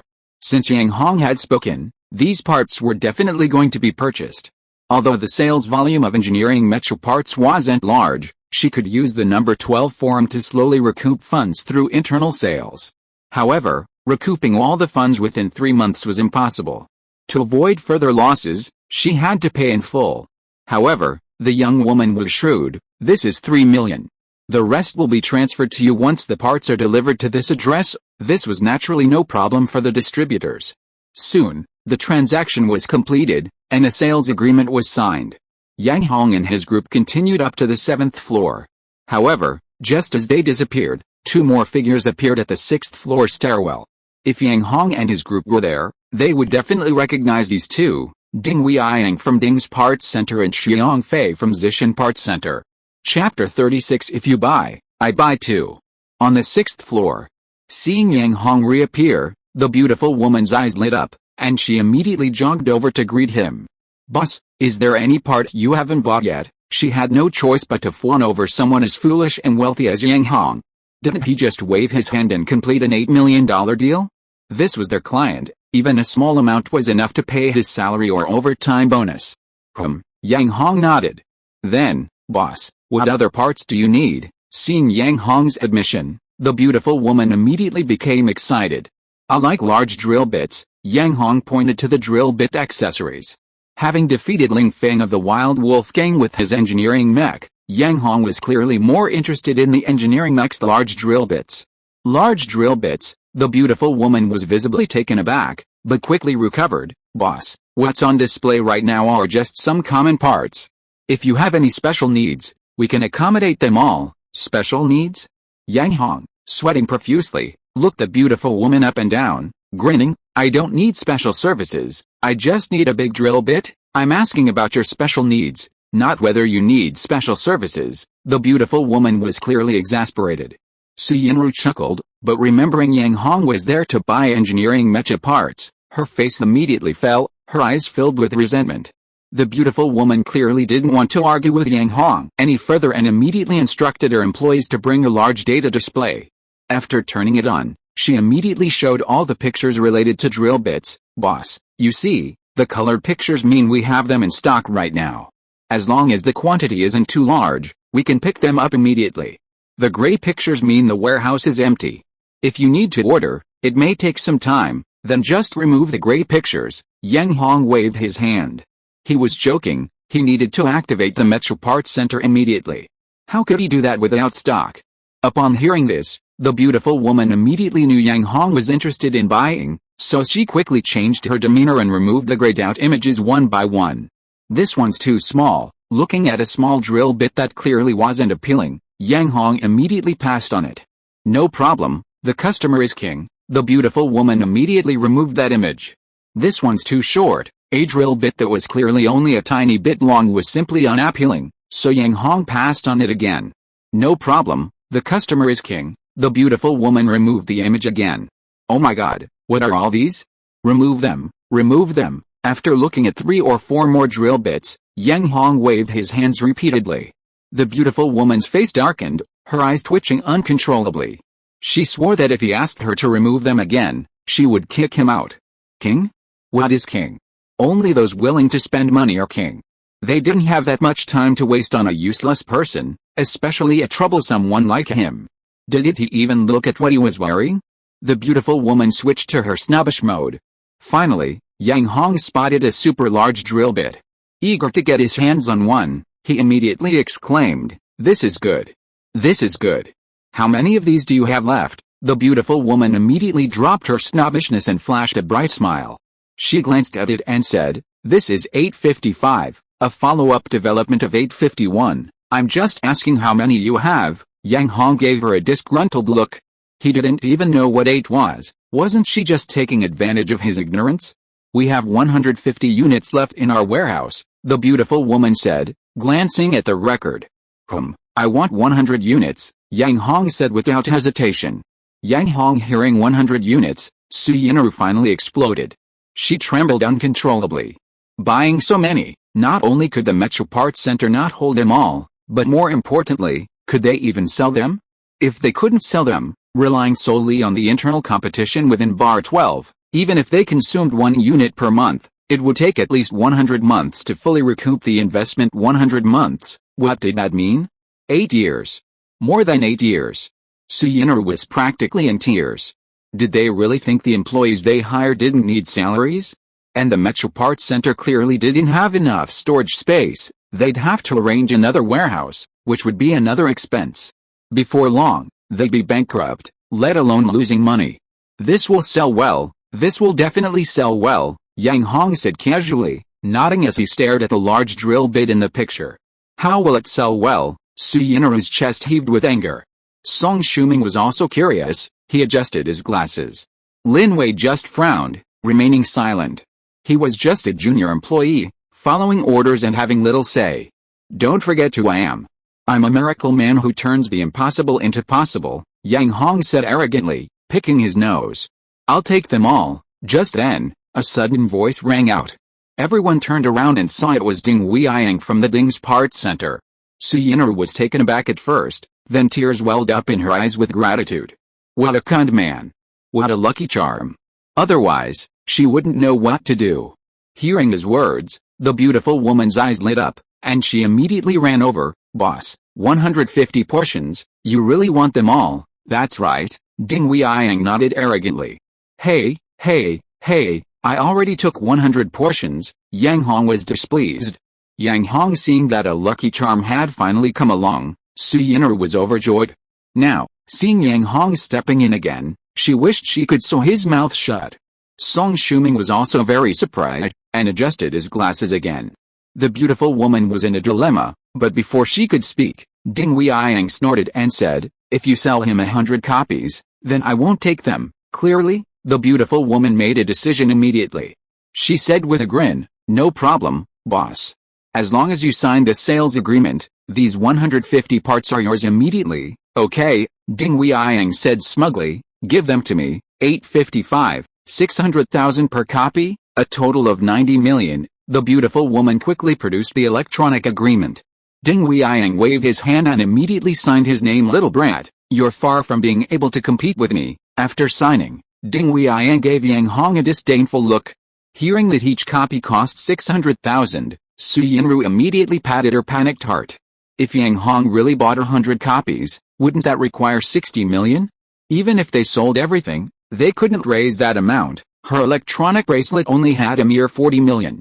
Moreover, she had already bought over 8 million worth of parts, leaving her with only 30 million. If she bought it all, she'd be left with nowhere to turn. You dare to compete with me? Yang Hong roared. HMPH, Ding Weiyang scoffed. What do you mean by competing? If you buy, I'll buy too. If you don't have the money, stay out of the way. It wasn't Ding Weiyang's fault. Yang Hong's luck was just ridiculously off the charts. Like in the battle of the century, it was clear Shin Feng was doomed to lose, but this guy won the bet the moment he bought it. Take the Mecha Parts Center, for example. He investigated the relevant information as soon as he got back last night and discovered that this guy had also won back the parts from the Wild Wolf gang through sheer luck. If someone with such luck took a liking to Mecha part and boasted that it would sell like hotcakes, it would be strange if Ding Weiyang didn't snatch it. If it really did sell like hotcakes, he would not only make a fortune for his parts center but also completely crush the competition. Chapter 37. Let's all go shopping. Yang Hong was furious, absolutely furious. No money? How could that be? He had just won money yesterday, and he had plenty in his pocket. How could he be broke? And this guy dared to steal his goods?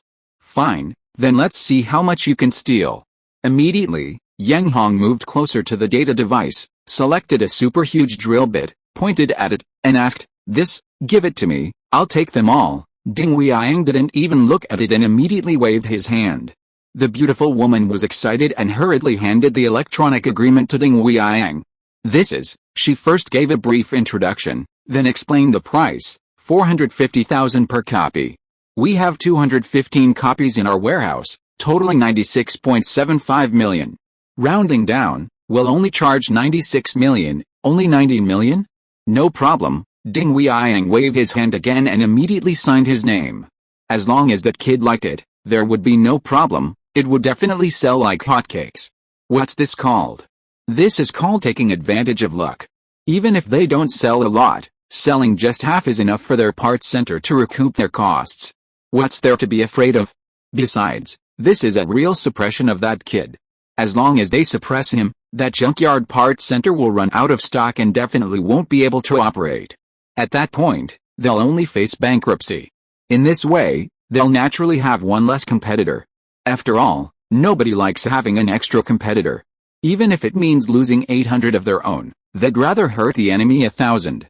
As for the goods in the warehouse, they're a large and wealthy company, they can slowly deplete them. At worst, they can coordinate with a Zishan Parts Center to not only minimize their losses but also turn them into net income in no time. However, Yang Hong seems to have a thing for large drill bits. He took a fancy to another drill bit. This one, give me one. Before he could finish, Ding Weiyang waved his hand again. I'll buy them all. Weiyang. At this moment, Xiang Fei and the others also arrived. What happened? If he buys it, I'll buy it too. Ding Weiyang said with a snort. Buy what? Xiang Fei asked in surprise. Of course, we'll buy everything he sets his sights on, Ding Weiyang said casually. Xiang Fei's eyes widened when he saw that Yang Hong had his eye on engineering mecha parts. You know this kid has some luck. As long as he sets his sights on something, we'll buy it all. With our capabilities, even if we don't make a profit, we'll at least break even, Ding Weiyang whispered. But, we want to ride his coattails, and we also want to suppress that kid. Otherwise, if he really makes a name for himself in the engineering mecha parts business in several nearby small and medium-sized cities, it will definitely affect the Mecha Parts Center in Haiyang City. In that case, our future situation will be precarious. That made sense, and Xiang Fei nodded in agreement. A few $100 million was something their parts center could afford. As long as they suppressed the emergence of a new competitor, they wouldn't be afraid of losing some funds. Business can be a steady stream, but they absolutely cannot have another competitor. Otherwise, it's not just about stealing business, but also about potentially self-destruction. Xiang Fei immediately agreed to Ding Weiyang's suggestion. Yang Hong was so angry his nose almost twisted. What do you mean? Why did you let them buy first? Yang Hong glared at the beautiful woman. The beautiful woman covered her mouth and smiled. They bought everything. We can't just turn down business, can we? But I placed the order first, Yang Hong roared. But they paid first, the beautiful woman shrugged, looking helpless. If you don't have money, just say so, maybe I can lend you some, Ding Weiyang said sarcastically. How can you just lend money like that? What if we don't have enough? Xiang Fei immediately chimed in. I only said I'd lend a little, not a lot. 1 or 2 star coins is enough, Ding Weiyang continued sarcastically. Oh, 1 or 2 star coins, I have some too, I'll just skip a meal and lend them some, Xiang Fei laughed heartily. This time, not only was Yang Hong angry, but Su Yinru was also furious. Yang Hong, let's go, let's try another store. I don't believe they can buy them all. Okay, let's try another store. Yang Hong turned and left. The beautiful woman didn't chase after him. After all, they had already completed 2 big orders, enough to live on for 2 or 3 years. They wouldn't miss 1 or 2 small customers. Of course, she wasn't worried about Yang Hong not paying for his earlier 8 million order. After all, that would damage their reputation, and a mere parts center wouldn't do something so trivial. Besides, even if Yang Hong and his team dared to refuse the goods, they already had 3 million worth of orders. They could just take the goods back and make money. Many booths had already witnessed this scene, and when they saw Yang Hong leave, they immediately went to greet him. Boss, are you looking to buy spare parts? We have a lot of large drill bits, boss. Our drill bits can be used not only for mining but also on the battlefield, boss. Our drill bits are the most powerful in this area. There's no rock layer they can't penetrate, only unimaginable drilling methods, boss. When it comes to large drill bits, no one dares to claim they're bigger than us. Immediately, a large group of people at the booth surrounded Yang Hong and his group. What did you just say? Yang Hong pointed at one of them. When it comes to large drill bits, no one dares to claim they're bigger than us, the man immediately repeated excitedly. Really? Yang Hong glanced around at the crowd. It seemed to be true, because after this man said that, no one dared to say anything more. Okay, you're the one, Yang Hong was very satisfied. However, at this moment, Ding Weiyang and his group followed. What are you doing here? Yang Hong asked sternly. This is a spare parts trade fair. If you buy, I buy too. Let's all buy, buy, Ding Weiyang laughed. Yes, that's right, let's all buy, Xiang Fei laughed. Alright, then let's all buy, Yang Hong chuckled. The man was thrilled. He had witnessed the scene at the previous booth, and his real intention in welcoming Yang Hong was not what it seemed. A deal worth 1 or 200 million yuan could ensure a comfortable life for several years. How could no one be envious? Fortunately, they had some resources and had finally gotten this opportunity. Soon, the man took out a data display device and showed all the drill bit accessories, especially those with large stock in the cargo hold. Yang Hong glanced at these drill bit accessories and was very satisfied. These drill bits were huge, at least half again as big as those at the previous booth. The little girl also leaned over to take a look, then immediately looked up and glanced at the grinning booth staff, her eyes twitching involuntarily. This stock, they really intended to make a big splash when they finally did. A cunning businessman, indeed a cunning businessman. The more innocent the smile, the more cunning. Chapter 38. A fool with too much money, a big fish. Seeing that the booth staff hadn't responded for a long time, Yang Hong became unhappy. Hey, I'm asking you a question. Fall apart. The metro will definitely fall apart. My goodness, could this kid really be using engineering parts as weapons? The booth staff was startled. However, it seemed like it could actually work. Suddenly, the booth staff blinked, as if they had thought of the key point, and their minds immediately became clear. If they could pass this news back after returning, they might be able to get special treatment from the higher-ups, and then they could immediately get a promotion and a raise, become a general manager, become a CEO, and marry a rich and beautiful woman. Thinking of this, the corners of his mouth stretched into a straight line, and saliva dripped out. Okay, then give me one. Before Yang Hong could finish speaking, his mouth was immediately covered by Su Yinru. What am I doing? Yang Hong struggled free and was immediately angry. What are you doing? Su Yinru didn't speak with her dark little face. I want one. This time, before Su Yinru could even reach out, two voices rang out simultaneously. We'll buy them all. What? Su Yinru was dumbfounded. What the hell? Yang Hong was stunned. Why is it you again? Seeing Ding Weiyang and his companion emerge from the crowd, Yang Hong immediately flew into a rage. If you buy, I'll buy too. Let's all buy. Buy. We're rich, can't we even buy them all? Ding Weiyang snorted twice and immediately turned his head. We'll take as many of these drill bits as we have. All of them. Swish. The booth staff's eyes immediately lit up, shining like gold. You'll buy them all. After getting Ding Weiyang's consent, he immediately scrolled through his electronic notebook, displaying a purchase agreement, and spoke rapidly. Each drill bit costs 1.25 million. Since you're buying them all, we can give you a discount, 1.2 million. We have a total of 300 units in our warehouse, so we'll charge you 360 million in total. After saying that, the booth staff eagerly held up his electronic notebook. Ding Weiyang waved his hand and immediately signed his name on it. Then, he and Xiang Fei settled the bill together. We have a condition. Say it. As long as we can solve it immediately, we'll solve it for you right away, the booth staff member said excitedly, his face flushed. You must deliver these large drill bits to our Ding's Parts Center before tonight, Ding Weiyang said. Also, our Zishan Parts Center needs half of them, Xiang Fei added, equally eager. Okay, no problem at all, the booth staff member said, beaming with joy. Unexpectedly, the most difficult to sell super drill bits in the warehouse were actually solved by these two lucky customers. When they got back, the CEO might not dare to claim credit for this, but the general manager will definitely get some. Looking at Yang Hong beside him, he really wanted to give him a big bear hug and kiss him a few times. If Yang Hong knew what he was thinking, he would definitely collapse immediately. He wouldn't refuse a beautiful woman, but what kind of hug and kiss would he give a big, stubble-covered man? However, if such a thing were to happen, Su Yinru would probably be the first to reject, slapping him away.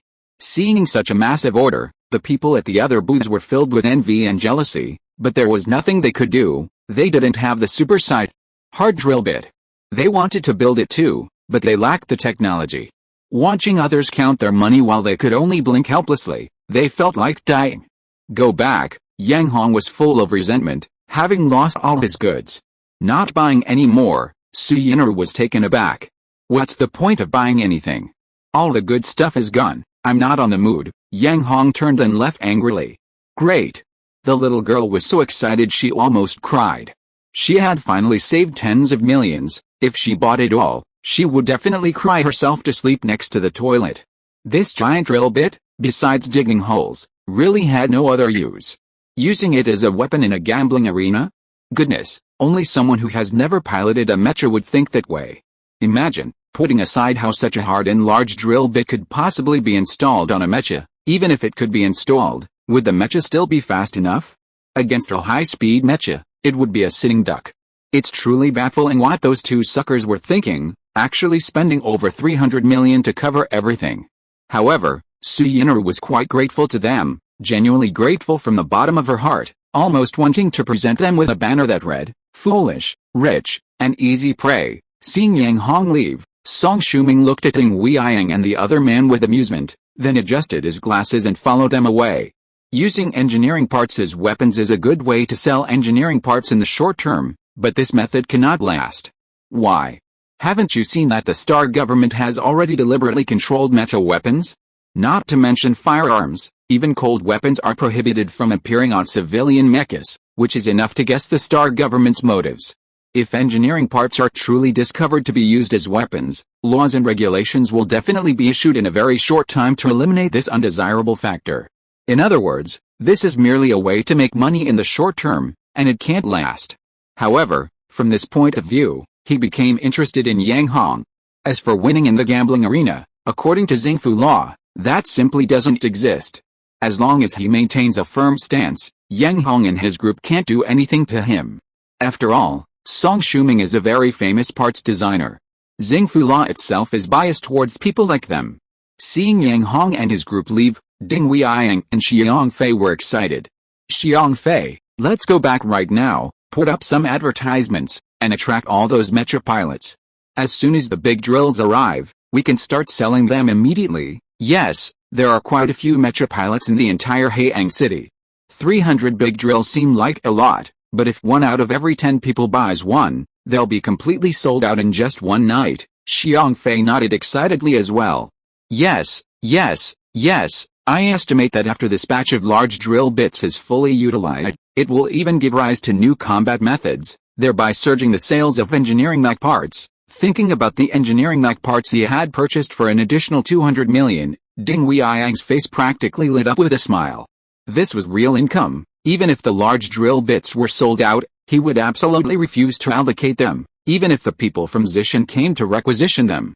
Adding the two together, he could definitely generate at least 300 million in profit for Ding's Parts Center.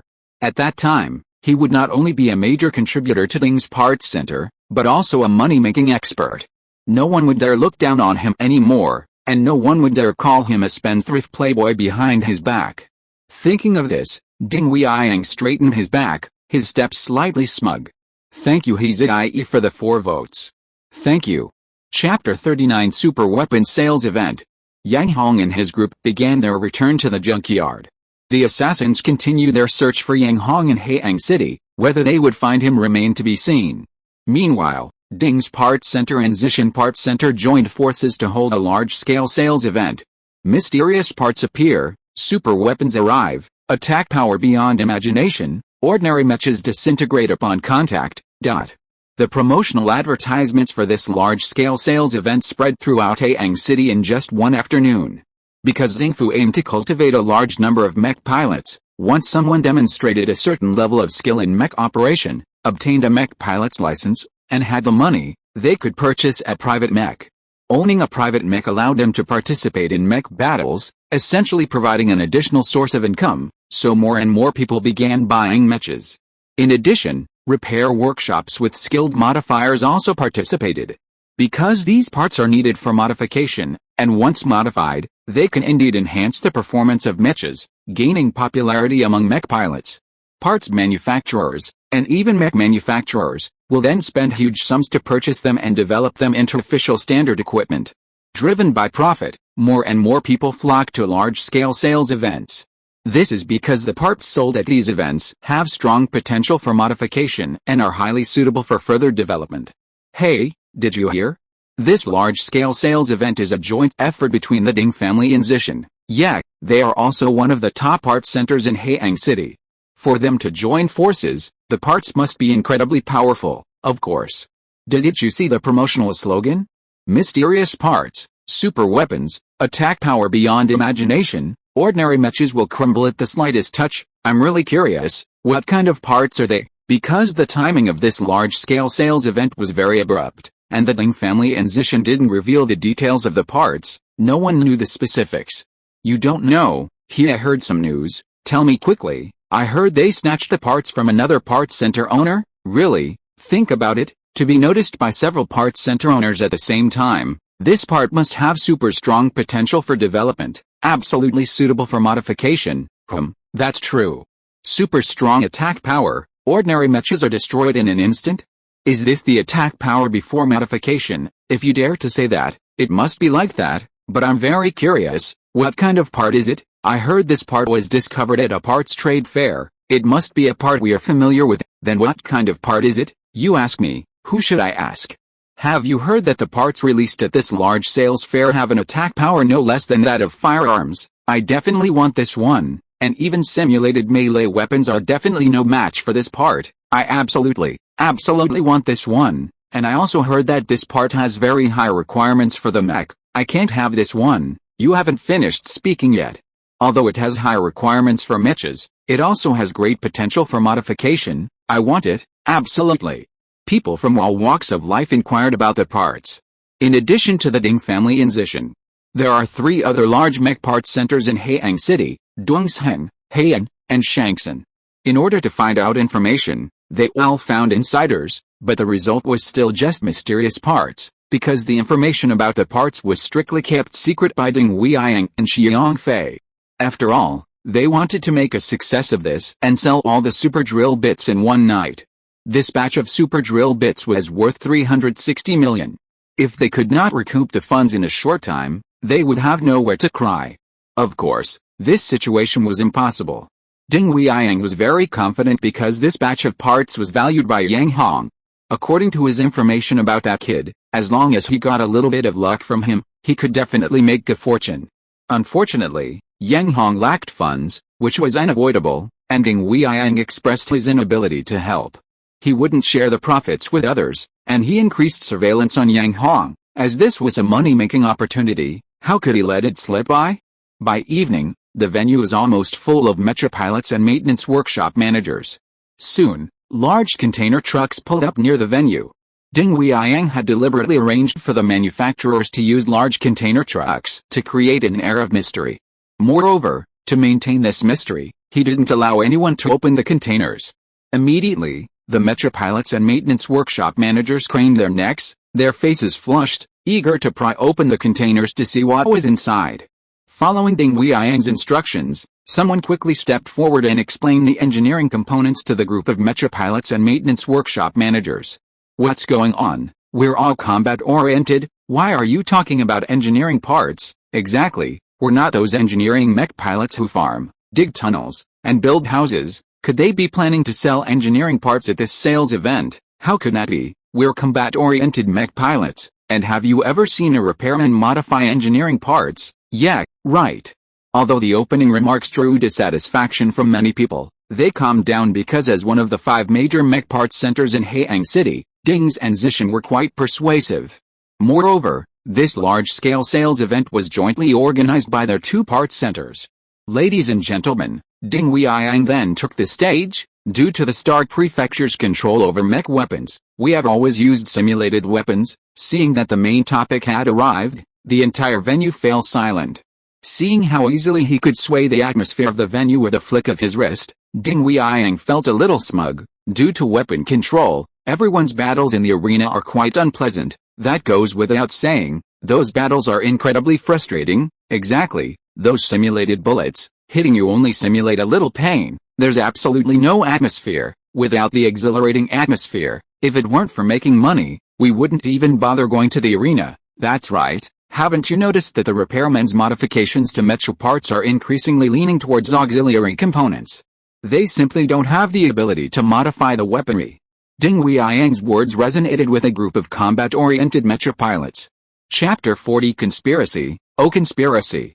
The next day, in a VIP room at the Copper Sea Gambling Arena in Haiyang City, the heads of 3 parts manufacturing centers, Dongsheng, Heian, and Shangsan, were drinking merrily. I knew it. What tricks could those 2 young masters possibly play? The leader of Dongsheng was a bald, slightly overweight middle-aged man. Ha, all this secrecy, I thought they had some powerful parts. I almost laughed myself silly when I heard the news from the people they sent. The leader of Heian was a glamorous professional woman. Using engineering mechas as cold weapons, if weapons control laws had just been relaxed back then, it would have been a pretty good way to make money. The leader of Shangsan was a shrewd-looking young man in a suit. He didn't say much, just smiled and took a small sip of his drink. What era are we living in now? Mech weapon control is so strict. How could they possibly allow weapons to be attached to civilian mechas? The leader of Dongsheng took a large gulp of wine. That's not the main reason, is it? Boss He-Yun chuckled. Do the 5 major parts centers in Haiyang City really think we, the other 3, our forces we can discard at any time? She took a sip of her drink, then smiled again and said, Dong Zheng, you reported to Zhengfu. Aren't you afraid the Ding family and Zishan will join forces to make things difficult for you? HMPH. If it really were the big shots from the Ding family and Zishan, I might be a little afraid, but those 2 young masters aren't even qualified to carry my shoes, Boss Dong Zheng snorted. Young people are always so self-righteous. How can they not be taught a lesson? At this time, Ding Weiyang and Xiang Fei were still in the military prison, charged with illegally selling mecha weapons. A large number of mecha pilots and maintenance workshop managers were also affected by them. It's conceivable that the Ding family and Zishan would have a very difficult time in the future. Using engineering mecha parts as cold weapons is still a possibility. Boss Shankson, who had been silent all along, suddenly spoke up. Oh, the eyes of Dong Zheng and Heian, the 2 big shots, lit up, and they immediately turned to look at Shankson. No one would pass up an opportunity to make money, because nobody turns down money. The junkyard has always been an unregulated area. Perhaps the fighting arena there really allows the use of engineering mecha parts as weapons and gambling, Shankson said thoughtfully. The junkyard, the fighting arena there is number 12, right? It's Gufengren's territory, no wonder the Wild Wolf Gang has been eyeing number 12, so that's the reason, huh? By the way, could the person who took over the Wild Wolf Gang's mecha parts center have received guidance from Gufengren? Impossible, Shankson shook his head. Since Gufengren opened the fighting arena, he wouldn't dare rashly dabble in the mecha industry. However, it's hard to guarantee they've already joined forces in private, although the fighting arena and the mecha industry are under the Star Palace's control and cannot be overstepped. It doesn't stop them from joining forces to make big money. Perhaps in a while, a large number of beast-type mech pilots will be attracted to the junkyard, the flash message leader frowned. How could Dong Zheng not have a share of the profitable mech parts centers around Haiyang City? Dong Zheng leader roared angrily. Heian leader was equally displeased. I'll go and contact the owner first. If that doesn't work, we'll take the second option. A glint of light flashed in flash message leader's eyes. Far away at the junkyard, Yang Hong inexplicably yawned. Who the hell is talking about me behind my back? Yang Hong was a little unhappy. Yang Hong, Su Yinru's pitiful gaze remained fixed on Yang Hong. When do you think those engineering mech parts will be sold? The parts broker was incredibly fast. Before dawn, he had already brought over the drill bits and was urging them to settle the final payment. Of course, the Ding Weiyang incident also played a role. In the blink of an eye, the parts center was filled with parts. There were only 2 types of parts, and even if they were laid out, it would only be one on the left and one on the right. Random mech pilots wouldn't need to browse, they could just stand at either end and glance at them. Besides, they had to send people to promote these parts. Why? Because these were all engineering mechas, ordinary combat mech pilots wouldn't buy them. Their main customers were mines in the surrounding small and medium-sized cities. If no one promoted them, who would come to buy them? Looking at this pile of parts, the little girl was on the verge of tears, almost crying herself to death. It's just a small matter, don't bother, Yang Hong waved his hand dismissively. A small matter, Su Yinru was furious, her small chest heaving. 8 million. 8 million. This batch of drill bits was worth 8 million. Even selling them at cost price, who knew when they would recoup their investment? This took up almost a quarter of the entire mech parts center's capital. Not only that, but these drill bits also took up almost all the space. Fortunately, at this moment, Song Shuming also arrived at the mech parts center. Seeing him, Su Yinru's anger subsided. Although this batch of engineering parts might affect the return on investment, getting a parts designer meant she hadn't lost out. Most importantly, Song Shuming had a parts design drawing. Where's your design drawing? Su Yinru finally managed to suppress her anger and asked cautiously. Lost it? Song Shuming's lips twitched. He wanted to forget about this, but why did it keep being brought up? Lost it? Su Yinru's eyes rolled back, she almost fainted. 8 million for a bunch of useless parts, and the only thing that could potentially turn rotten into money, the design drawing, was lost. How could this little girl accept this? After a long while, Su Yinru sighed. Oh well, at least Song Shuming was a very famous parts designer. If she squeezed a little, she could still get the design drawing. Yang Hong, call me boss. Yang Hong picked his nose. Call me big boss. You? Song Shuming's face darkened. What? People here don't respect a designer? And a very famous parts designer at that? Big boss, Song Shuming managed to squeeze out the word. Yang Hong perked up. What exactly did you call me here for? I wanted to ask you, where in this area is there a large library, a really large one? Yang Hong gestured with his hands. A large library with lots of information about mecha and parts basics. You're looking for a large library? Song Shuming laughed, annoyed. That's right, I'm planning. Ugh, why should I tell you? Yang Hong waved his hand. You just need to tell me where the large library is. Song Shuming's face practically lit up with black lines. Chapter 41 Donation. Eager to learn the relevant knowledge as soon as possible, Yang Hong eagerly dragged Song Shuming out the door. Of course, he didn't forget Su Yinru either, as all the funds were currently tied to her. He only hurriedly gave Lin Ming a few instructions about the parts center. But, just as they got into the car, Liang Weihong followed them in a flash and quickly jumped into the car as well. What are you doing following me? Yang Hong was exasperated. Boss, you let me come along, so you have to give me a chance to show off. Liang Weihong's eyes were pitiful. He still remembered how Yang Hong had generously rewarded him with 10,000 star coins. Right now, at the Metro Parts Center, he had no official position and couldn't receive a salary.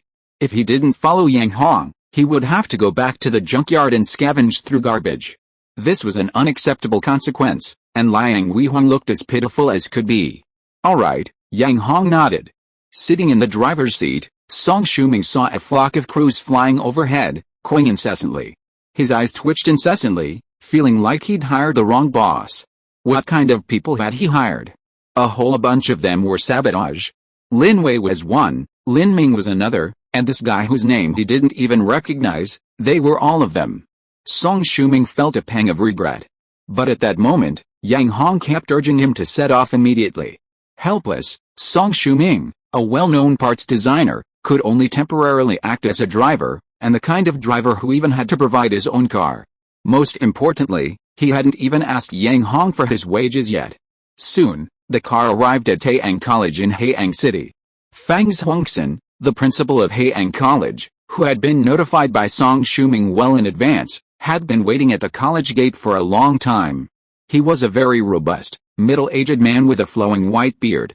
Yang Hong and the others got out of the car, and he immediately came to greet them. Designer Song, it wasn't easy to get you to come back to your alma mater. Song Shuming was clearly a little embarrassed. I've been busy, haven't I? Principal, I can't really call myself a designer in front of you, please just call me Shuming.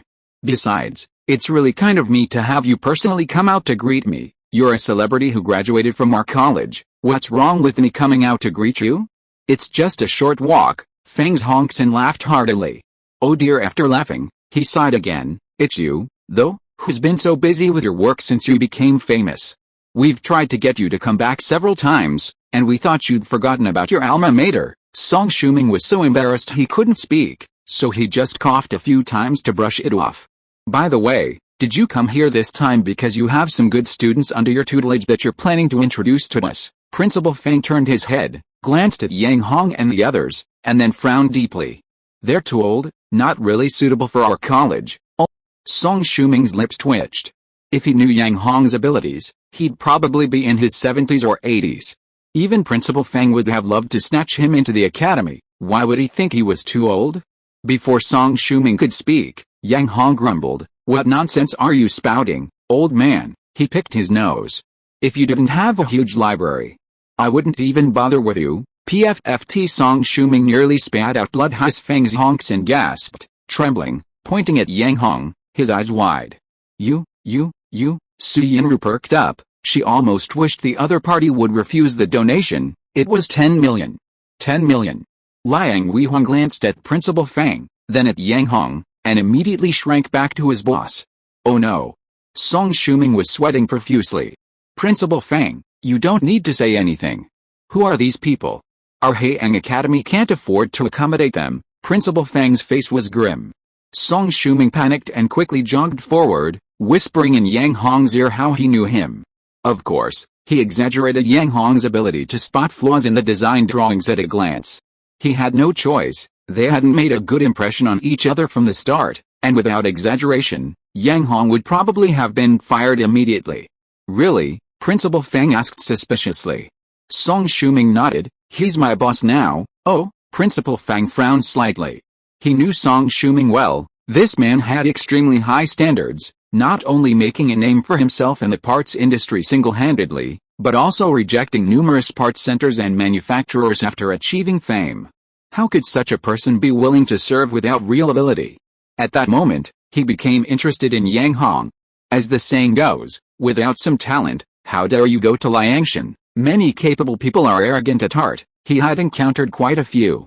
But normally, if someone truly had some ability, they would be worthy of that arrogance. You plan to become one of our self-taught students. Yang Hong is too old to be a regular student. No, no, no. Yang Hong shook his head repeatedly. I plan to become a sponsor student. Su Yinru burst into tears. 10 million. 10 million. Do you know the requirements for sponsor students? Principal Fang frowned slightly, a sharp glint in his eyes. 10 million is nothing, no problem. Yang Hong waved his hand. 10 million. 10 million. Su Yinru's eyes rolled back, she almost fainted. However, Yang Hong thought for a moment and immediately spoke up. Old man, I'm telling you straight, if your library doesn't have many treasures, I'll ask you for that 10 million back, absolutely. Su Yinru almost shouted it out. Fang Hongxin didn't care about someone who could earn 10 million, but he would consider someone who could casually spend 10 million. A person with such a magnanimous heart was either a spendthrift or a born businessman with a clear vision. Considering how easily the other party could spot the flaws in Song Shuming's design, his eyes flickered. You came to our academy simply because you're interested in our library. That's right, Yang Hong replied casually. So what do you plan to learn there? Principal Fang's gaze turned cold again. He liked people who studied, but not those who showed off, so he needed to scrutinize him. Yang Hong remembered that the devouring worm had mentioned that simply learning the basics of mecha parts wasn't enough. One also needed a certain understanding of metal materials, electronics, and some major computer programming. Immediately, he started counting on his fingers. Mecha parts basics, metal materials science, electronics, and computer programming are all necessary. Then you need to learn mecha frames, powertrains, optical computer design, and chip knowledge. Principal Fang was furious. Wasn't this just blatant troublemaking? Mecha parts basics, metal materials science, electronics, and computer programming? Did he really plan to develop and produce mecha parts from scratch? Principal Fang was about to swear. Do you have any? Yang Hong asked. Yes, everything. Even mecha piloting, Principal Fang said with a gloomy face. Fine, then I'll learn them all, Yang Hong said nonchalantly. PFFT. Song Shuming almost coughed up all the blood he had been holding back. Principal Fang's face was also grim. If you are listening to this novel on a channel other than Fanfic World, it means it was downloaded and re-uploaded without effort. We warmly invite you to visit our channel, Fanfic World. There you will find the original version of this story and many other novels of various genres. We look forward to seeing you dive into a world of incredible novels. Chapter 42 Money Demon. Oh, Big Money Demon. The atmosphere instantly became tense. Song Shuming's palms were sweating, fearing that Principal Fang might kick him out at the slightest provocation. After a long while, Fang's Hongxin calmed down. What's your name? Yang Hong. Yang Hong didn't seem to care, continuing to pick his nose. You're planning to recruit me as a donation student? Su Yinru wanted to strangle Yang Hong. 10 million. 10 million. Did he really think it was so easy to earn back? She probably forgot that, let alone 10 million, even 40 million, Yang Hong had earned back so easily, and it was all under her electronic bracelet's control. I have a condition. Fang's Hongxin suddenly smiled, but the smile was extremely sinister. Speak, when you feel you've learned enough, I'll give you a test. If you can get my approval on the answers, I'll not only return the money to you, but I'll also recommend you to the 32nd District Academy. Yang Hong, really? Su Yinru, really? Song Shuming adjusted his glasses, his eyes filled with disbelief. Yang Hong, you have to agree. Su Yinru's eyes sparkled. This was a chance to save 10 million. What are you doing, little girl? Interrupting when a man is talking, Yang Hong complained. It's 10 million. 10 million, Su Yinru pouted, not even angry that Yang Hong called her little girl. You can consider it. Fang's Hongxin smiled. However, his smile was as sinister as it could possibly be, clearly indicating his intention to refuse Yang Hong. I'm asking you, will your test include any questions unrelated to mecha? Yang Hong thought for a moment and asked. Of course not. Feng Hongxin was taken aback at first, then quickly answered. Then will you include any questions outside the library? Yang Hong asked again. Perhaps, that won't do. Yang Hong quickly shook his head. If you can truly master the skills, then the questions I ask will be directly derived from them, not difficult, Feng Hongxin quickly responded. Seeing that Yang Hong's confident expression seemed genuine, he immediately became interested. He had encountered this kind of confident person more than once. Song Shuming in front of him was a similar character. There are only two possibilities for this type of person: either they are truly capable, or they are mentally ill. Even if it's the latter, he's just joking around with a mentally ill person. It's no big deal, just someone to keep him entertained for a while. But if it's the former, then they are a rare talent. As a principal, he needs to recruit as many talented people as possible, not letting any slip by. Therefore, his interest in Yang Hong grew stronger. Really? Yang Hong asked doubtfully. Really? Feng Hongxin nodded. Good. Yang Hong was very satisfied. I agree. He was planning to sneak into the library of District 32 Academy, but unexpectedly, he got an opportunity right away. It was like a pillow delivered to a sleepy head. How could he refuse? Besides, it was the devouring worm who was going to study. What did the exam questions have to do with him? Seeing Yang Hong agree, Su Yinru was excited, and Feng Hongxin was equally excited. However, there were some things he didn't forget. Principal Feng extended his hand to Yang Hong. What's wrong? Yang Hong asked, puzzled. A donation fee, huh? Principal Feng laughed, his white beard trembling. Didn't you say you wouldn't accept money? Su Yinru snapped. I didn't say I wouldn't accept money. I just said I'd refund it. Principal Feng still laughed, his white beard trembling. Yang Hong waved his hand. Give me the money, Su Yinru cried. Remember to refund it. With a heavy heart, she reluctantly transferred 10 million star coins. Don't worry, if you can really answer the question, this money will just pass through your hands. Principal Feng laughed, his white beard twitching. Would he really refund it? Song Shuming, who knew Principal Feng very well, twitched. Although he was a principal, he was also a complete money grubber at heart. In other words, once money was in his hands, he almost never returned it. He would always find a million reasons to refuse something he had agreed to now. His eye twitched again, and he suddenly felt sorry for Su Yinru. What would happen if she couldn't get the money back? Two money grubbers fighting, that should be interesting. Song Shuming thought to himself that he was still somewhat hopeful. After transferring the money, Yang Hong said there was nothing more for the little girl and waved his hand. You can go back now. Su Yinru looked at the electronic bracelet on her wrist, then her gaze fell on the electronic bracelet on the white-bearded old man's wrist. She suddenly realized that she didn't want to go back. I also want to go to the library and see what I can learn there, Su Yinru pleaded pitifully. No problem. Principal Feng's eyes gleamed with the gold, and he immediately reached out again. Donation fee, 10 million. The little girl's eyes rolled back, and she almost fainted. How could someone be even more greedy than her? Are you going to? Seeing her like this, Principal Feng clicked his tongue and looked at Liang Weihong. No. Liang Weihong panicked and quickly waved his hands. What a joke. He was still counting on Yang Hong's reward. If he really had 10 million, he would have taken his family on a happy trip. With both of them refusing, Principal Feng was a little unhappy and turned to look at Song Shuming. No. Song Shuming waved his hand in return. You're already one of our students. Why would we charge you money? Principal Feng's face darkened, but then, as if remembering something, his eyes lit up again. Come on, you two are alumni now. Come on in and take a look around the academy. Having tried to persuade Song Shuming to return to the academy to set an example for the students despite repeated requests, Feng Hongxin wasn't about to let this opportunity slip by. He quickly grabbed Song Shuming and Yang Hong, and they ran back to the academy. As for Su Yinru and Liang Weihong, they were quite helpless. But, just as they were about to return to their car, they found the doors locked. And the keys were still in Song Shuming's hands. Su Yinru panicked, but by then, Yang Hong and Liang Weihong had already been dragged into the academy by Feng Hongxin like ducks, and there wasn't a trace of them.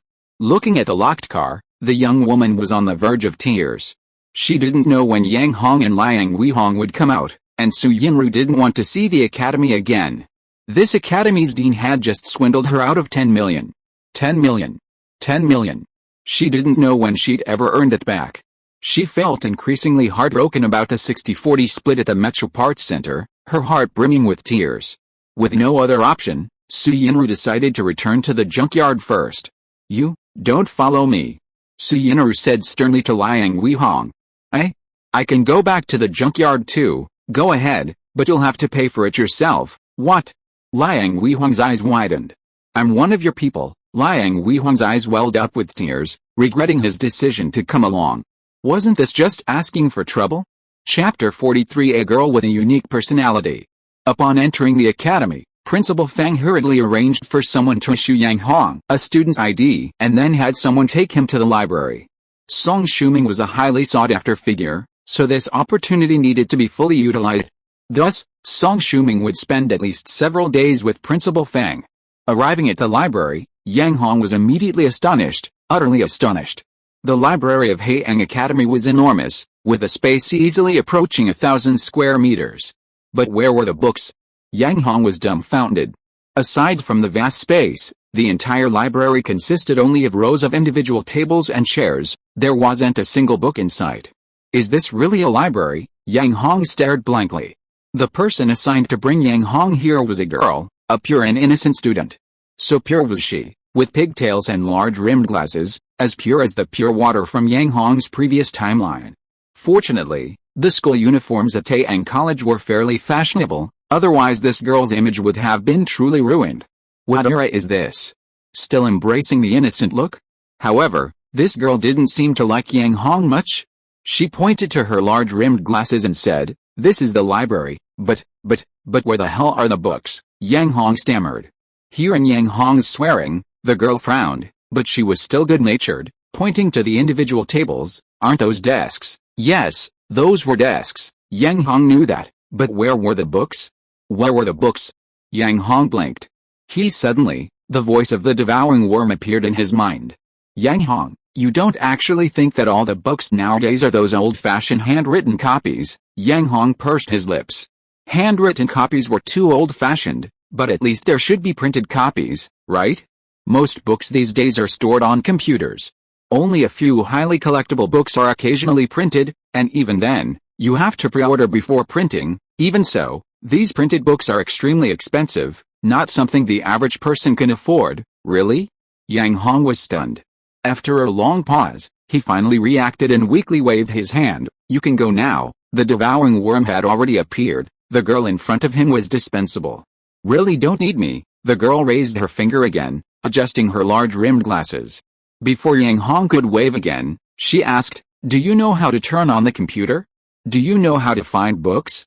Do you know how to switch between books?" Yang Hong gasped. "How come reading a book involves so many rules? You damn worm, do you even know these things?" No, the devouring worm was always honest. No, Yang Hong was equally honest. "Since you don't need me, I'll take my leave." The girl turned and left, leaving only her two twin ponytails swaying in midair. Yang Hong, devouring worm, what the hell?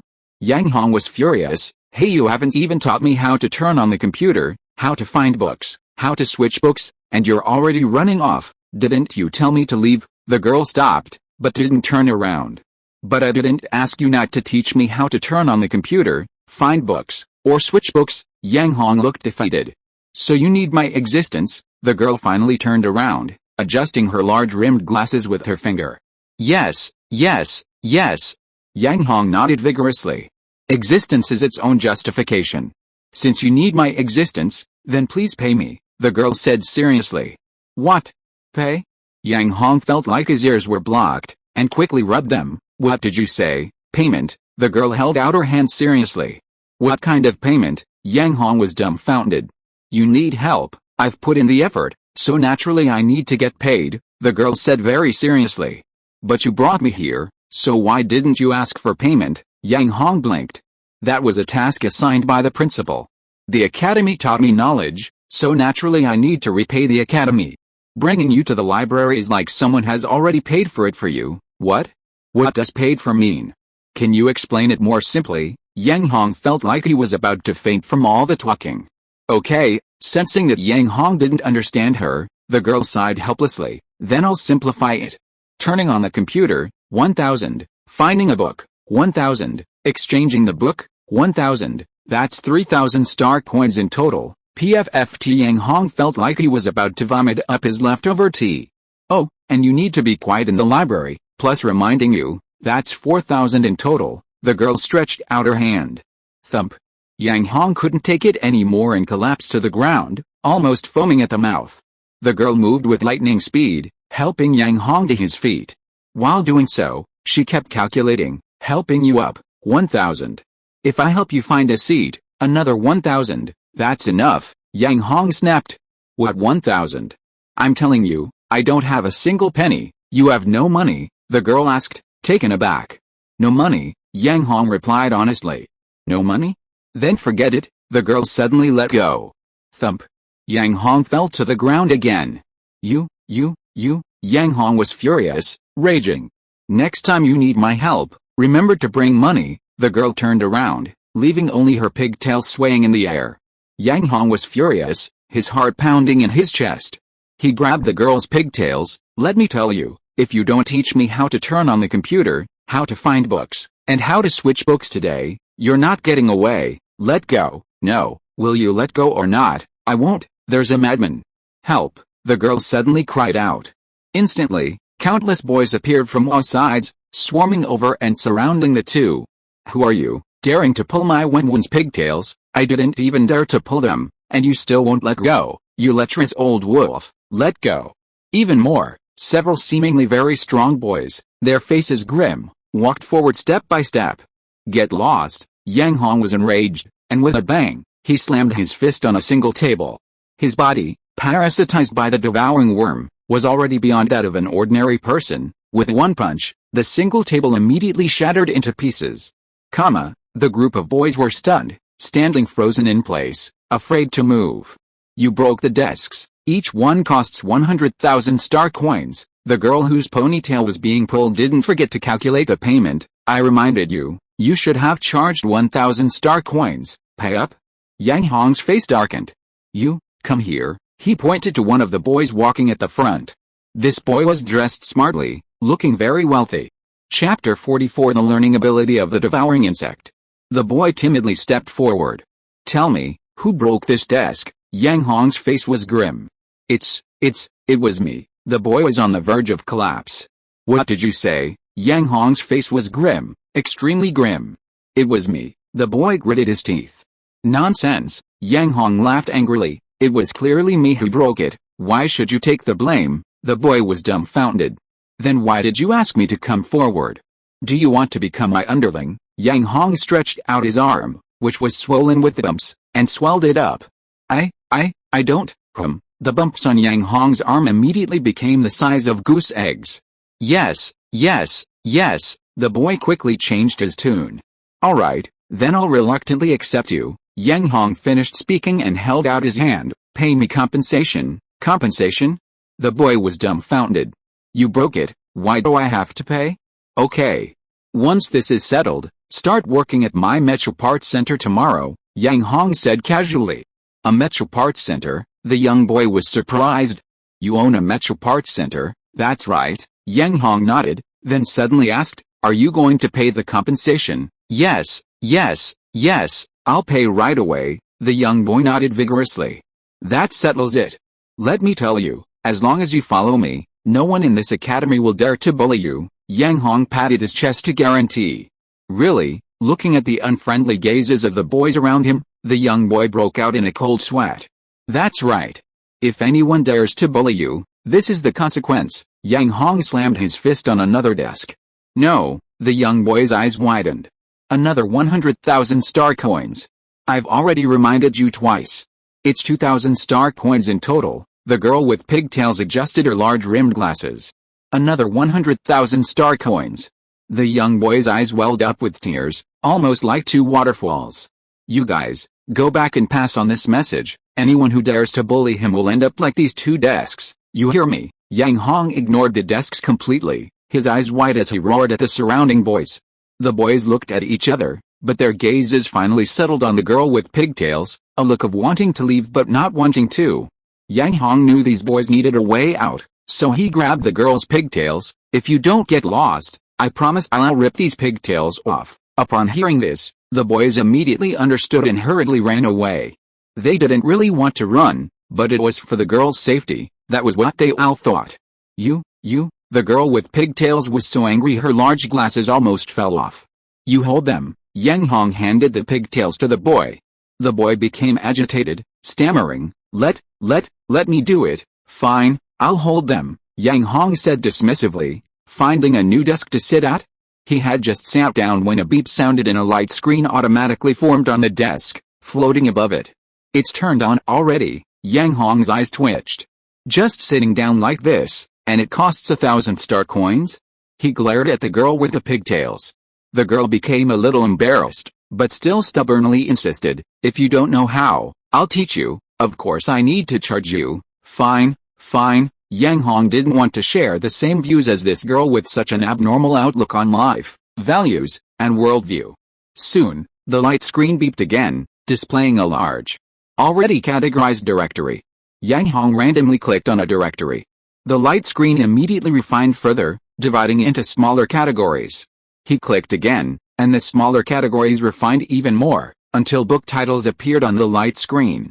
"Is this how you find books?" Yang Hong's eyes twitched. The girl became embarrassed again, but just hummed and turned her head away. Looking again, he saw a small return button at the top of the page. He touched it, and the book disappeared, returning him to the previous subcategory.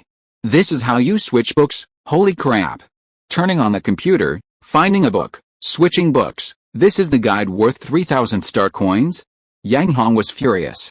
Recalling the 4,000 star coin feast at the 12th bar, he clenched his fists, veins popping on his forehead.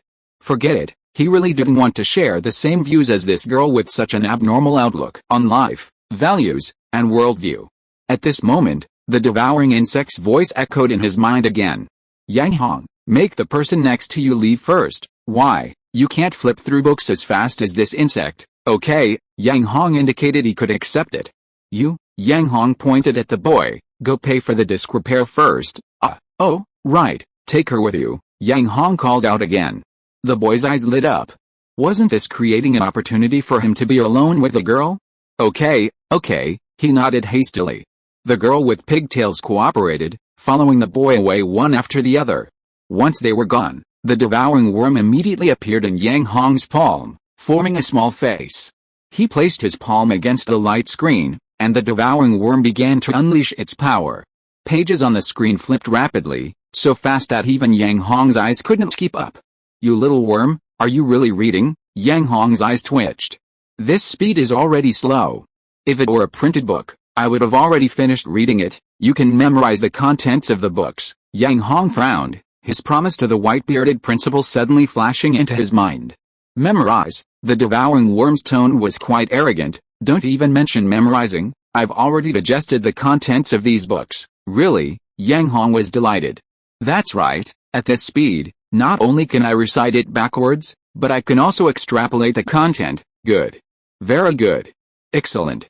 Yang Hong was so happy his smile almost reached his ears. He hadn't expected that the conditions set by that white-bearded principal would be met so easily. However, Yang Hong didn't really care about the 10 million, what he needed was an opportunity to enter the 32nd District Academy. With the devouring worm's learning speed, he could easily memorize and master all the books from both academies. At that point, he wouldn't just be able to design mecha parts, he could probably even design the mecha itself. Wow! Just thinking about piloting a mecha he liked made Yang Hong's heart pound with excitement. If the mecha suited his taste, not only could he operate it, but he could also set up all the important data and related programs.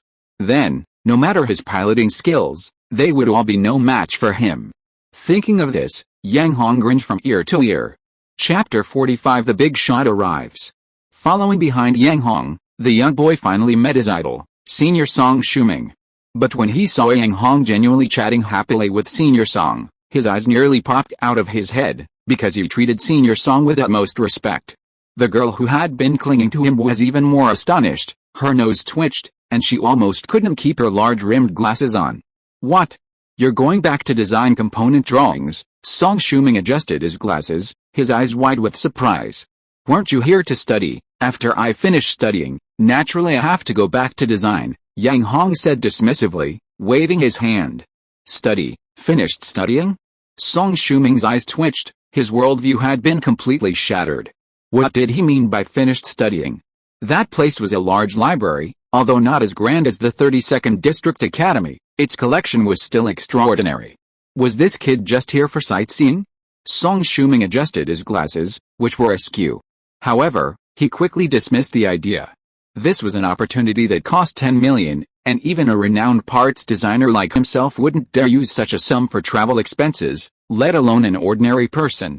Seeing Yang Hong's confident demeanor, Song Shuming frowned. Could this kid have really learned something there? Well, he expressed his desire to go back with him and see what kind of parts Yang Hong could design. However, when Song Shuming thought of the white-bearded Principal Fang, he felt another headache coming on. Give me the car keys, Yang Hong said casually. You can drive? Song Shuming was a little skeptical, but couldn't resist Yang Hong's urging. After getting the car keys, Yang Hong, along with a reluctant young man, walked out of the school gate. Of course, the girl, for some reason, followed them the whole time, and Yang Hong couldn't get rid of her no matter what he tried. But just as the three of them were about to get into the car, a creaking sound came from a much more luxurious private car that came to a smooth stop beside them. Snap, the driver's side door opened, and a well-dressed, upright young man stepped out. Ignoring Yang Hong and his companions, he quickly jogged to the back door, respectfully opened it, and then another young, handsome man in a suit stepped out. This man wore sharp glasses and exuded an elegant air. You must be Yang Hong, the boss of the Junkyard Metro Parts Center, the man said with a smile, extending his right hand to Yang Hong. Who are you? Yang Hong picked his nose with his right hand. The man frowned and withdrew his hand. The young man, seeing the man, was so surprised his chest heaved. As a parts design student, he recognized the man. The man was none other than Zhao Yanhei, the behind-the-scenes boss of Flash Message Parts Center, one of the 5 major parts centers in Haiyang City. A big shot. He never expected to see the Flash Message boss here. The young man was incredibly excited. Wait? What did this big shot just say? The young man paused, turning to look at Yang Hong. His reasons for following Yang Hong were the man's powerful fists, the girl with twin ponytails, and the fact that Yang Hong had known Senior Song for a long time. As for the matter of owning the Metro Parts Center, he had always taken it as a joke. Is this guy really the boss of the Metro Parts Center? Looking at Yang Hong, who was not much older than him, the young man was completely bewildered. The girl with twin ponytails kept pointing at her large rimmed glasses, almost poking them off. The boss of Flash Letter quickly regained his polite demeanor and said with a smile, I forgot to introduce myself, I'm so sorry, I am Zhao Yanhei, the owner of Flash Letter Metro Parts Center. You are also the owner of a Metro Parts Center. Yang Hong was stunned. Then what do you want? I heard that the Junkyard Parts Center adopts a dual ownership model, so I plan to acquire a share certificate from you, Zhao Yanhei said with a smile. You want to interfere with my parts center? Yang Hong was puzzled. Why would someone want to interfere with their Junkyard Parts Center when they were running a perfectly good parts center in a big city? No, Zhao Yanhei quickly waved his hand. I only want to take over a portion of the shares. I won't interfere in any affairs of the parts center. Really? Yang Hong became even more curious.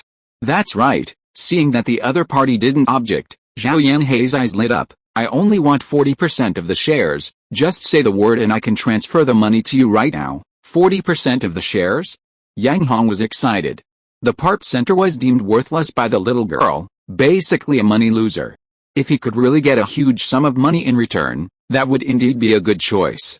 However, no matter how much money he had, it would eventually run out. Yang Hong worried. If he ran out of money in no time, how could he live a life of ease and comfort in this time and space? That wouldn't do. Yang Hong shook his head. Suddenly, a golden light flashed in his eyes, and he immediately thought of a solution. I don't want money, Zhao Yanhei's eyes widened. That's right, no money needed. I just want an equal exchange with your parts center, Yang Hong said casually. You want 40% of my shares, so I want 40% of your parts center's shares too, Zhao Yanhei. The young man. The girl with pigtails.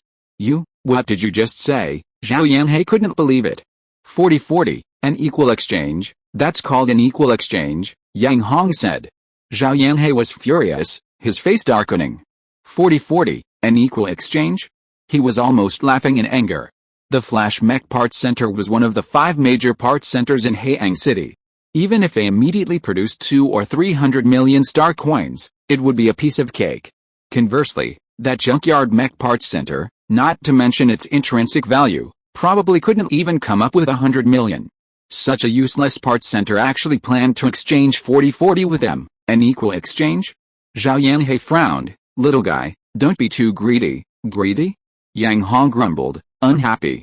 What did he mean by greed? He was simply thinking about his future. The parts center at the junkyard was currently split 60-40. Su Yinru's share was impossible to exchange, and Yang Hong's 60% was manageable with some effort, but that would leave him with only 20% equity. Would the dividends from 20% be enough to live comfortably? Obviously not. Therefore, Yang Hong needed the other party's 40% equity. With their parts center already on track, 40% equity, even with annual dividends, should be enough for a comfortable life, enough to live on, and enough to have fun whenever he wanted. Since both were Mecha parts centers, any equity exchange had to be a one deal, otherwise, they would suffer huge losses. Chapter 46 The boss gets some dust. Change it if you want, don't if you don't, Yang Hong snorted. Looks like we can't reach an agreement, Zhao Yanhei said, annoyed. TCH. If we can't reach an agreement, then forget it, Yang Hong waved his hand dismissively. Get out of the way, you. Zhao Yanhei felt like a flock of crows flew overhead, cawing incessantly. Blocking the way? Get out of the way? He was the big boss of one of the 5 major parts centers in Haeang City. He had never been treated so disrespectfully. Zhao Yanhei was so angry that his face contorted in anger. Hurry up, get out of the way. Seeing that the other party was still standing, Yang Hong pushed him aside. But at this moment, the burly young man who looked like a driver stepped forward and blocked Yang Hong's path. Trying to be tough, Yang Hong chuckled. Although Yang Hong didn't like fighting, he wasn't someone that ordinary people could easily bully. After all, his body had been strengthened considerably by the devouring worms. Yang Hong simply waved his hand lightly at the burly young driver in front of him, sending him flying into some unknown corner. Zhao Yanhei, the boy, the girl with pigtails, seeing Yang Hong's terrifying strength, the 3 of them were stunned. Let's go. Yang Hong got into the car and called to the boy. I want to go too, the girl with pigtails immediately exclaimed. You? No way, Yang Hong shook his head. He had never had a good impression of this girl with pigtails, so how could he let her get in the car so easily? But the boy, being a jerk, actually leaned closer to the inside. Senior, come here, over here. The girl with pigtails immediately acted as if it were her duty and climbed into the car. Damn. Yang Hong's eyes twitched. This was too damn shameless. Did he see the slap mark on his face hadn't faded? Staring at the boy's red slap mark on his face, Yang Hong couldn't be happy. But the other girl had already climbed into the car, and looked like it was her duty, so Yang Hong was helpless. But then his eyes lit up, and he immediately had another idea. For the previous reminders, plus the fact that you followed me all the way, and now that you've ridden in my car, it's 3,000 star coins in total. Yang Hong held out his hand. Boss, the young man cried out anxiously.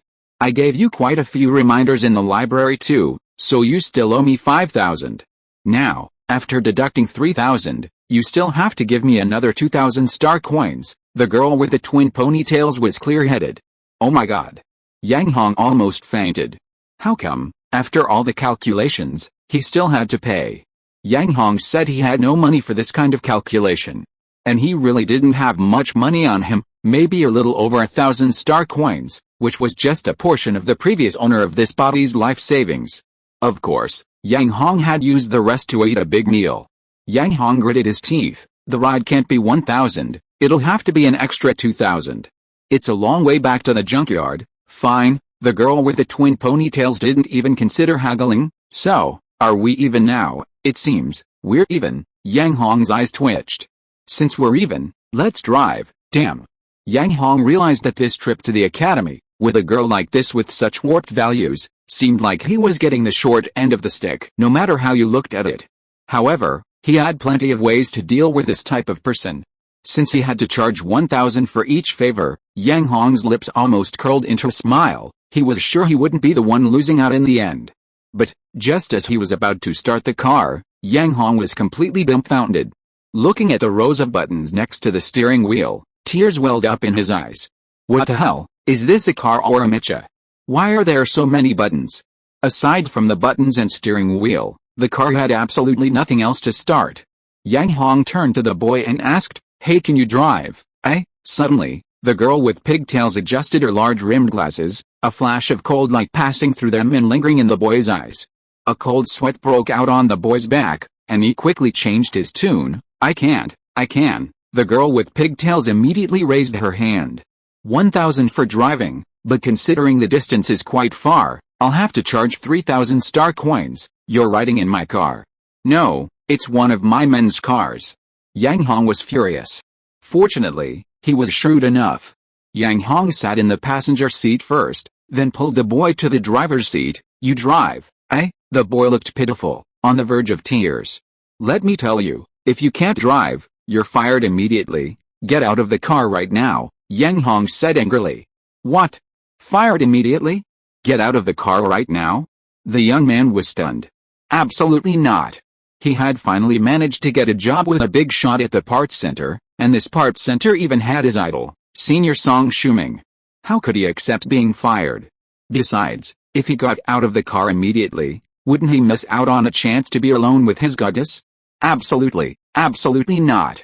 The young man immediately ignored the cold glint of the twin-tailed girl's large rimmed glasses, and started the car with a flurry of taps on the buttons. HMPH. Following me, you little punk. Yang Hong gave the sullen twin-tailed girl a disdainful look. The car started and sped off towards the junkyard.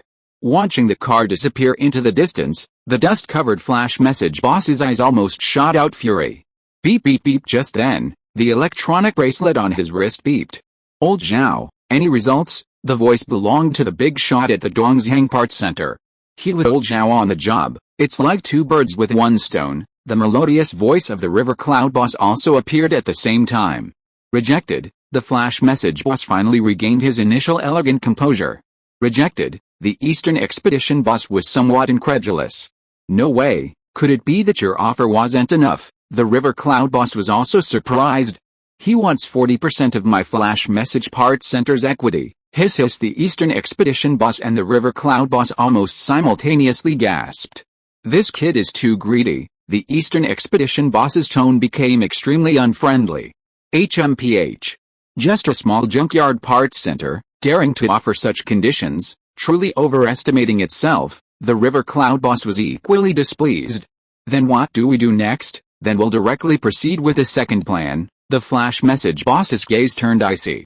Under the full pressure from our 5 parts centers, the entire parts trade fair in Haiyang City absolutely dares not supply them with any parts. I want to see what kind of trouble a small parts center can cause without the supply of parts. Next time, it won't be as simple as 40%. Veins bulged on the forehead of the flash message boss. I want him to spit out the entire parts center, and I won't even take out a single star coin. Chapter 47. An unexpected gain. During the 8-hour drive, Yang Hong naturally fell asleep in the car. The girl with pigtails also slept. This was a boon for the young man, who kept glancing at his goddess's face in the rearview mirror while driving. Seeing her sleeping beauty, he was excited, but unfortunately, he was driving, otherwise he would have immediately taken photos. Even so, he was shrewd enough to secretly take several photos using his electronic bracelet. No, it should be several hundred. How could he not take enough photos of his goddess? Several hundred photos, that was clearly not enough. He quickly focused on deleting all the large items from his electronic bracelet, even deleting some contacts he didn't contact often, based on the available space. These days, the data capacity of one contact is enough to get several photos. But, just as the young man looked in the rearview mirror, he broke out in a cold sweat, and the car swerved slightly. Fortunately, there weren't many cars on the road, otherwise they would have been stuck there. At this moment, the girl with pigtails took off her large rimmed glasses and stared coldly at him through the rearview mirror. Delete the photos. The atmosphere inside the car was as cold as if it was about to snow. What photos? The boy's eyes twitched. I only say what I mean. The girl's voice was cold, like ice and snow. Tears streamed down the boy's face as he had no choice but to delete all the photos from his electronic bracelet, as if it had been soaked clean. But this was not enough to quell the girl's anger. In an instant, The boy's electronic bracelet was destroyed by powerful hacking techniques, and even the linked online banking account became unusable. To restore it, he would not only need to buy a new bracelet, but also go to the bank to report it lost and relink it. The photos were gone, the contact information was gone, and even the online banking was temporarily suspended. The boy was dumbfounded. Staring at the broken electronic bracelet, he cried inwardly, tears welling up like a vast ocean. Had he really messed with that goddess? At this moment, he was filled with regret. 8 hours later, the car finally returned to the junkyard. The round trip took 16 hours, plus the time Yang Hong spent at the academy. Almost a day and a half had passed. Upon returning to the Mecha Parts Center, Yang Hong's eyes widened in disbelief, clearly stunned. The parts center, which had been filled with drill bits, was now completely empty. What happened? Yang Hong, covered in sweat, immediately shouted. "Boss, you're back." Lin Ming jumped out from inside. "What happened? Did someone steal from us? Did you call the police? Are any officers coming?" Yang Hong was both anxious and angry. "Boss, that's not it, that's not it." Lin Ming both laughed and waved his hands. "What happened?" Yang Hong's brows were furrowed deeply. At this moment, the young girl Su Yinru also appeared, but she was beaming with joy, almost completely lost in her own world, which made Yang Hong's lips twitch. Could it be that the parts center being robbed was actually a good thing? Yang Hong was furious. "Boss, here's what happened," Lin Ming quickly explained.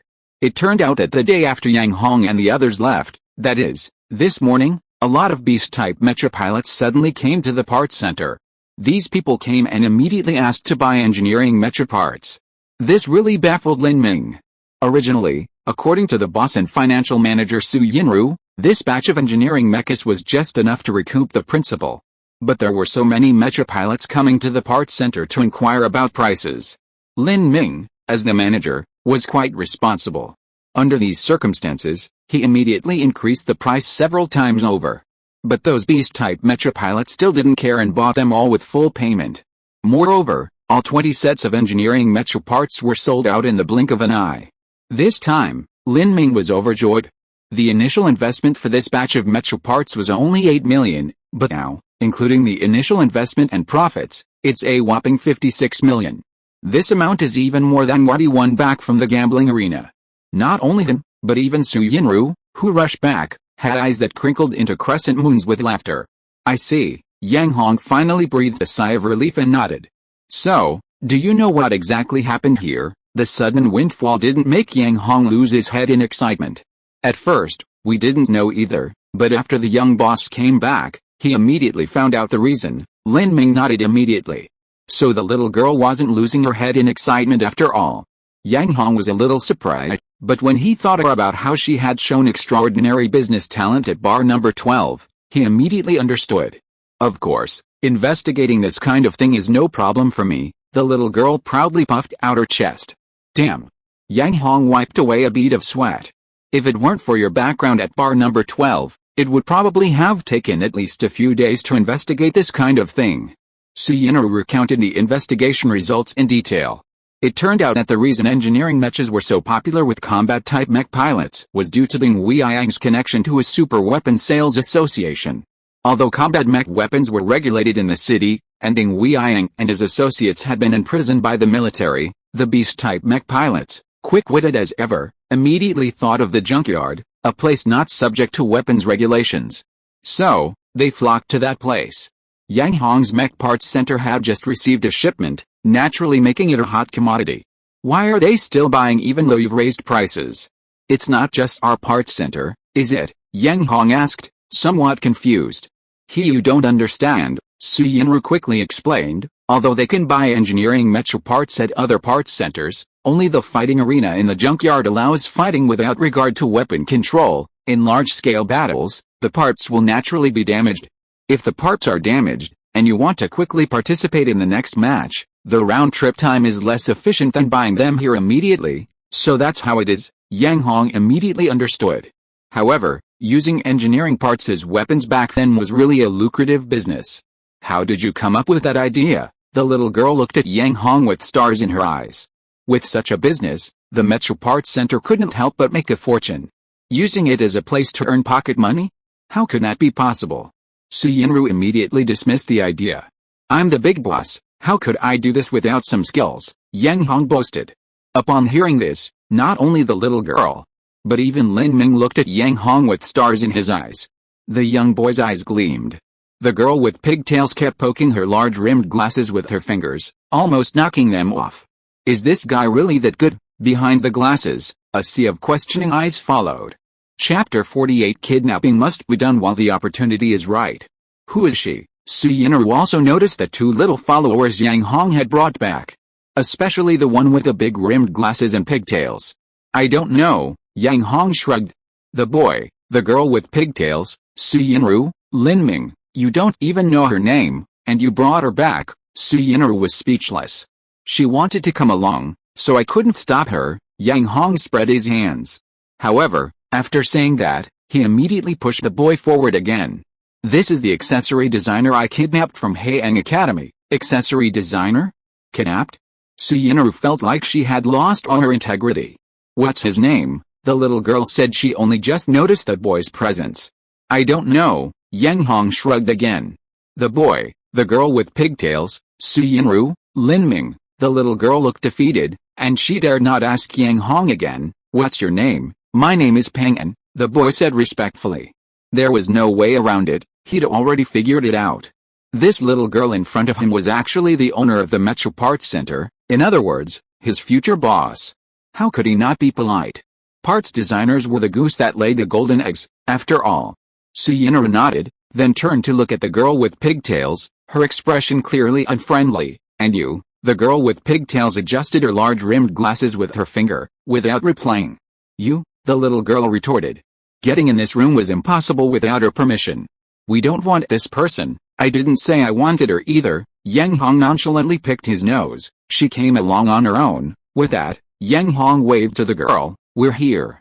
You can leave now. The young man, Pang'an, the girl with pigtails, Su Yinru, Lin Ming, the little girl's mood improved, and her expression returned to normal.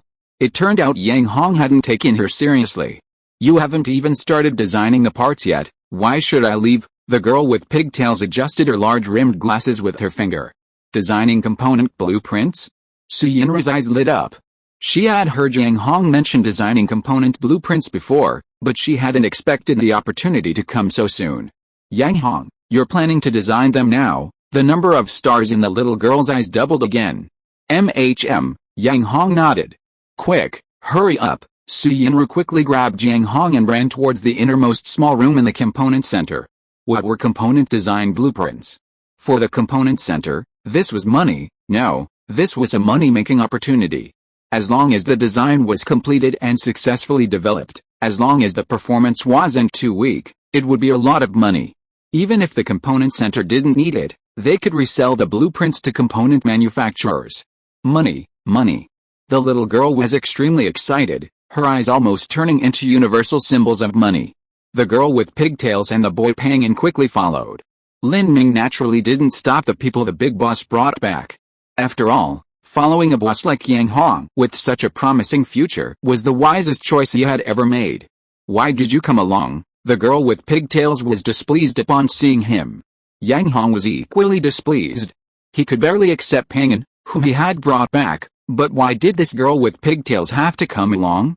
I'm curious if you can design the accessory drawings. The girl with pigtails held up a finger and adjusted her large rimmed glasses. No, no, Yang Hong and Su Yinru said almost in unison. Why? The girl with pigtails held up a finger again and adjusted her large rimmed glasses. It's a trade secret, you have no right to see it. Su Yinru's reason was quite valid. The accessory drawings were designed by the devouring worm, a powerful weapon. As a powerful weapon, it was naturally impossible for others to see it, Yang Hong thought to himself. Understood. The girl with pigtails still held up a finger and adjusted her large rimmed glasses. However, after you design it, can you let me take a look? It's a trade secret, Su Yinru said almost word by word. Bosses, senior sister Fang Wen is a quantum computer designer. Suddenly, the young man Pang'an spoke up. This is a business. Su Yinru's words trailed off. Her gaze, fixed on the girl with pigtails, changed, becoming sharp and intense. She's a quantum computer designer. Yes, senior sister Fang Wen is a quantum computer design major at Haiyang Academy. Although she hasn't graduated yet, she's a special admission student from Academy 32, Pang Wen explained. And the special admission invitation from Academy 32 has already been approved. The girl with pigtails, Fang Wen, still held up her finger, adjusting her large rimmed glasses, without saying a word. A quantum computer designer? What's that? Yang Hong asked, puzzled. Su Yinru glanced at him but didn't explain. Her eyes gleamed as she stared intently at the girl with pigtails. You can look at the design drawings, but you know, this is a trade secret of our parts center. Fang Wen nodded. So you're still planning to just take a look? A glint of light flashed in the girl's eyes. Fang Wen nodded again. According to the rules of the mecha industry, if you really want to see our design drawings, there's only one way. Go ahead. Su Yinru was excited. She immediately took out her electronic notebook, swiped through it, and pulled out a proposed contract. If you sign this contract, you can directly review any design drawings produced by our parts center. Fang Wen took the electronic notebook and glanced at the contract. However, her movements became noticeably stiff after reading the contract. Pang Wen was curious and took a look. After a while, his face changed drastically. 10 years, how is this possible? Pang Wen almost vomited blood when he saw the 10-year contract period. A 10-year contract, this was clearly meant to tie Fang Wen to this mecha parts center for 10 years. 10 years is enough time for a designer to produce more than 10 design drawings. Even if it's just from a computer-generated design, it should yield at least 2. And given her age, the next 10 years are almost her development period. Is it worth being tied to parts center just to review parts design drawings? The girl with pigtails thought for a moment, her expression softening slightly. Before signing this contract, I have a condition, she agreed. Pang Wen was dumbfounded. Yang Hong was clearly confused, not understanding at all. Speak, the little girl exclaimed excitedly. A computer designer was different from an accessory designer. This was a much bigger path to wealth, representing much more money. How could she give up this opportunity? After he finishes the design, I'll take a look. If he designs a good one that I can accept, I'll sign it. Fang Wen adjusted her large rimmed glasses with her finger. However, if he just designs garbage, I absolutely will not sign this contract. Yay. Su Yinru almost jumped for joy. If you are listening to this novel on a channel other than Fanfic World, it means it was downloaded and re-uploaded without effort. We warmly invite you to visit our channel, Fanfic World. There you will find the original version of this story and many other novels of various genres. We look forward to seeing you dive into a world of incredible novels. Chapter 49 Alloy Formula. As Yang Hong stepped out of the small secret room, he was immediately surrounded by people. Su Yinru smiled warmly and offered him a hot towel and tea with concern. Are you tired? Do you want to rest for a while? By the way, how far along is the design? This was her main goal. Yang Hong took the hot towel and wiped his face. He explained that he had almost fallen asleep while waiting for the devouring worm's design drawings, and wiping his face was to keep him awake.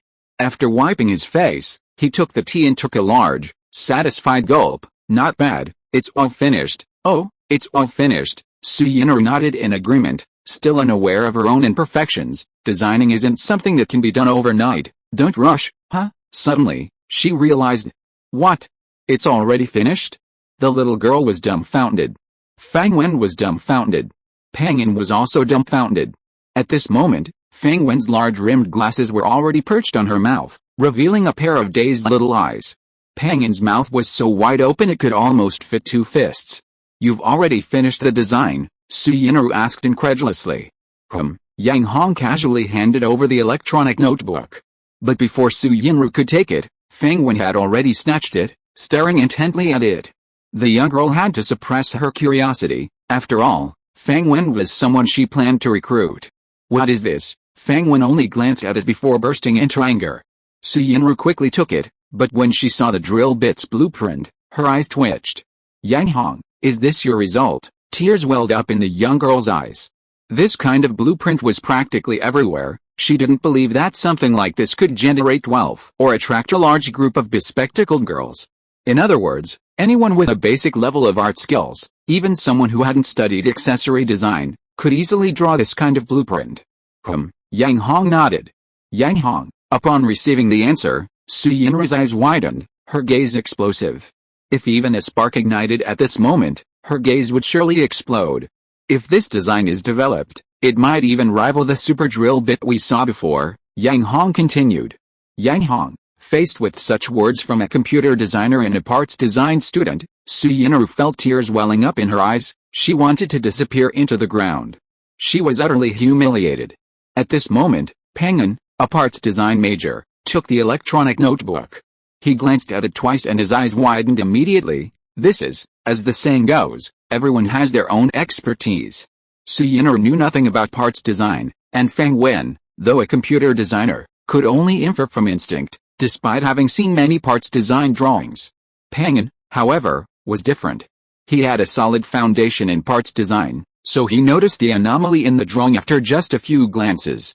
One drawing immediately won Pangan over, and he was completely convinced. Boss, your drawing is almost as good as my mentor's. Really? The young woman was stunned again. Feng Wen, who had taken off her large-rimmed glasses, frowned. That's right, simple structure, reasonable setup, ingenious design. This is a design drawing that reaches a high professional standard. Pangan perked up. Huh? This is... Suddenly, Pangan noticed the alloy formula beside him. He looked up, his face filled with disbelief. Boss. Could this be a new alloy formula? That's right, Yang Hong nodded. What? An alloy formula, and a new one at that? Su Yinru panicked. But before she could act, Feng Wen snatched the electronic notebook away again. The little girl looked anxious, her heart pounding, but she could only force herself to endure it. It really is a new alloy formula. Why didn't I notice it just now? Feng Wen looked regretful. As a quantum computer designer specially recruited by the 32nd District Academy, she had access to all data related to mechas. Although the formula had not yet been officially developed, after some deliberation, she felt that the success rate of this formula was at least 60% or 70%. And the key point was that this alloy formula did not appear in the current database. Is it really a new alloy formula? Su Yinru's eyes immediately turned into two coin symbols, shining brightly. What's the use of this alloy? Feng Wen looked up and asked. With this formula, the drill bit we develop will be absolutely huge and hard. Yang Hong's tone was somewhat arrogant. A super large drill bit, you know. Feng Wen thought for a moment and nodded. Pangan also nodded. Everyone in Haiyang City knew about the famous super large drill bit, especially those of them who specialized in mecha research. The little girl also nodded. She had personally witnessed Ng Weiyang and his companion buy it all in one go. As long as the alloy is developed, and combined with this design, that super large drill bit will be left 10 streets behind. Yang Hong snorted, his arrogance boundless. Su Yinru, Feng Wen, Pangan, 10 streets behind? This was a bit vulgar, but very down-to-earth and easy to understand. Yang Hong, is what you're saying really true? Su Yinru swallowed hard and asked cautiously. I'm the big boss, how can you not even believe the big boss's words? Yang Hong was dissatisfied, his face darkening instantly. Really? Su Yinru felt dizzy, almost fainting with excitement. What was the alloy formula? This wasn't just a source of wealth. And the effects were just as Yang Hong had said, it could revolutionize the mecha industry. This was truly a windfall. The little girl's eyes were filled with countless tiny stars as she looked at Yang Hong. And the number of these stars was almost infinite. But, these little stars quickly transformed into coin symbols. Controlling an industry often doesn't require a head-on confrontation with the enemy. Starting from the basics often yields more effective results. Feng Wen put her large-rimmed glasses back on and adjusted them with her fingers. Your name is Yang Hong, right? Yang Hong nodded casually, then asked, what's up? Feng Wen disliked Yang Hong's vulgarity, but this guy's actions were often surprisingly effective. From their encounter in the library of Haiyang Academy until now, from initial curiosity to current incomprehension, Feng Wen's interest in him had only grown. Your design is very good, actually. Feng Wen just wanted to say that the new alloy formula was even better. I've decided to sign a 10-year contract with your Mecha Parts Center. Upon hearing this, Pangan was completely dumbfounded. Although Su Yinru had been immersed in excitement, she immediately sobered up upon hearing this. She quickly handed over the electronic copy containing the contract. Since you've agreed, let's sign it right away. Chapter 50 A Hesitation, Consideration. Zaba chuckled. This kid, no, this big boss, truly deserved praise. He decided to give Yang Hong 32 good S. Not bad, very much like a big boss, Zaba praised, giving him a thumbs up. Yang Hong tilted his head back, indicating he was quite pleased. Kid, no, I should say big boss. Zaba pressed his advantage, quickly revealing his purpose. Big boss, I want to acquire all the rights to your formula. What do you think? What? Yang Hong's eyes twitched. A lowly employee, planning to acquire the alloy formula developed by the big boss? What was going on? Yang Hong was completely baffled. Alright, I'll just tell you directly. Seeing his expression, Zaba sighed and had no choice but to reveal his identity. I'm actually from the military. Your formula has a high success rate. If the military acquires it, they can definitely develop a new type of high-hardness alloy, which will be of great use in manufacturing military mechas. From the military? Wasn't that a spy? Yang Hong was stunned. Feng Wen seemed somewhat surprised, repeatedly adjusting her large-rimmed glasses with her fingers. Pang An stood frozen in place, overwhelmed by the sheer volume of information. He said he needed time to process it all, otherwise his brain would shut down. The little girl seemed to have known all along, and was currently sullen. With Uncle Zaba's intervention, the alloy formula was definitely doomed. This was a huge business opportunity, but it had just flown away, and she could only watch helplessly. Su Yinru felt extremely wronged. Money, why was it always out of her reach? Tears welled up in the little girl's heart, turning into a waterfall, flowing into a vast ocean. I'll think about it first. Yang Hong wasn't someone who knew nothing. In this situation, he naturally needed to consider it. No, he needed to contact the devouring worm. Yang Hong nodded. The group returned to the small secret room. Since the employees had all been sent away to deal with the recruitment of hundreds of people, the little girl had to personally make tea for everyone, but Pang An was quick-witted and immediately took over the task. So, the group began drinking tea cup after cup in the small, secluded room. Uncle Lao Tuang, unusually, also fell silent. However, this silence didn't last long. His stomach was practically full of tea. It seemed they had been sitting there for almost 2 hours. During this time, Zaba had gone to the restroom several times, his face grim and silent. But Yang Hong, holding a cup of now cold tea in one hand and resting his chin on the other, seemed to be deep in thought. Uncle Lao Tong, from the military, was full of dissatisfaction, no, full of tea, but he was helpless. After all, Yang Hong was the owner of the formula. In fact, Yang Hong was constantly summoning the devouring worm in his mind. But after designing the blueprints and contributing the alloy formula, the devouring worm seemed to have vanished, no matter how much he called for it. What was going on? Yang Hong was furious, and naturally, he took it on. Time passed quickly, and before he knew it, it was evening. Zaba's underlings outside had already completed their onboarding procedures. After receiving unanimous approval from him and the young woman, they all left temporarily and would return tomorrow. Zaba dared not touch the tea. He almost kicked the bathroom door off.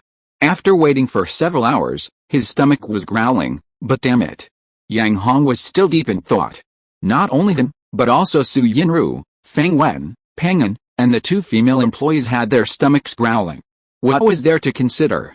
The military had already spoken. It was just a matter of seizing the shop. If Zaba hadn't taken a liking to Yang Hong and wasn't a subordinate of the parts center, he would have already notified the military to seal off the shop on the spot and start looting. Finally, Yang Hong moved. He put down the teacup that had long since gone cold. Had he finally come to his senses? Zaba's heart finally relaxed. But when he saw that Yang Hong had only put down the cup and then switched to his other hand to prop up his cheek, still looking deep in thought, Zaba was immediately dumbfounded. Su Yinru, Feng Wen, Pang An, the 2 female employees, their stomachs were already growling. They wanted to go back and eat, but why wouldn't Yang Hong give them the chance? Su Yinru and the others felt very wronged. Actually, they also wanted to leave, but this was a big business deal, and they didn't dare to leave before the deal was finalized, so they could only wait for their big boss, Yang Hong. They waited and waited, and waited and waited.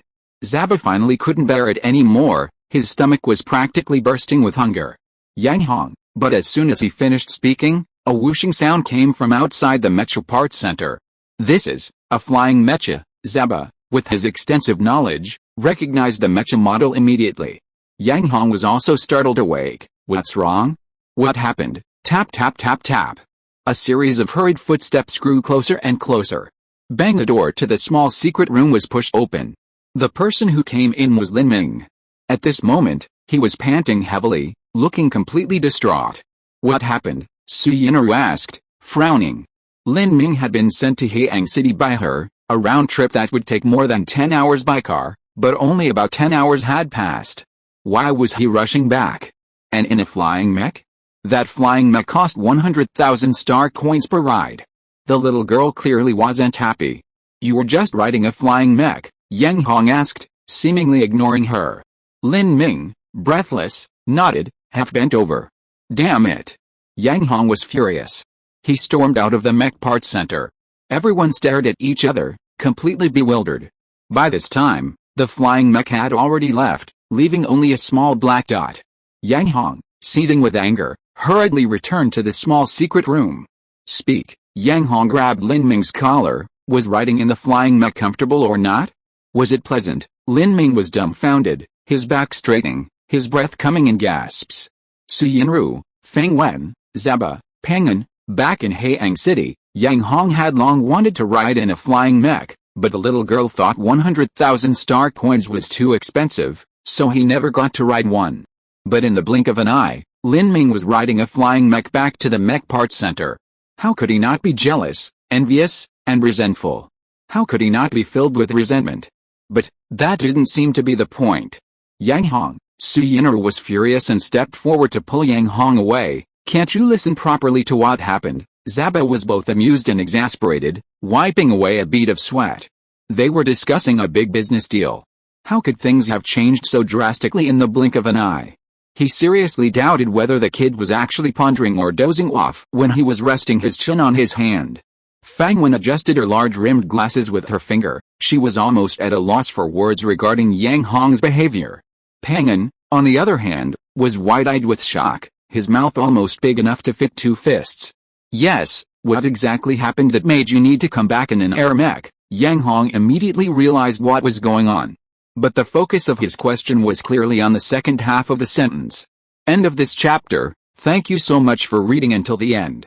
Don't forget to give it a like. Looking for more exclusive content and immediate access? Subscribe to our Patreon. Remember, every like, subscription or donation encourages us to continue. Thank you all. See you in the next video.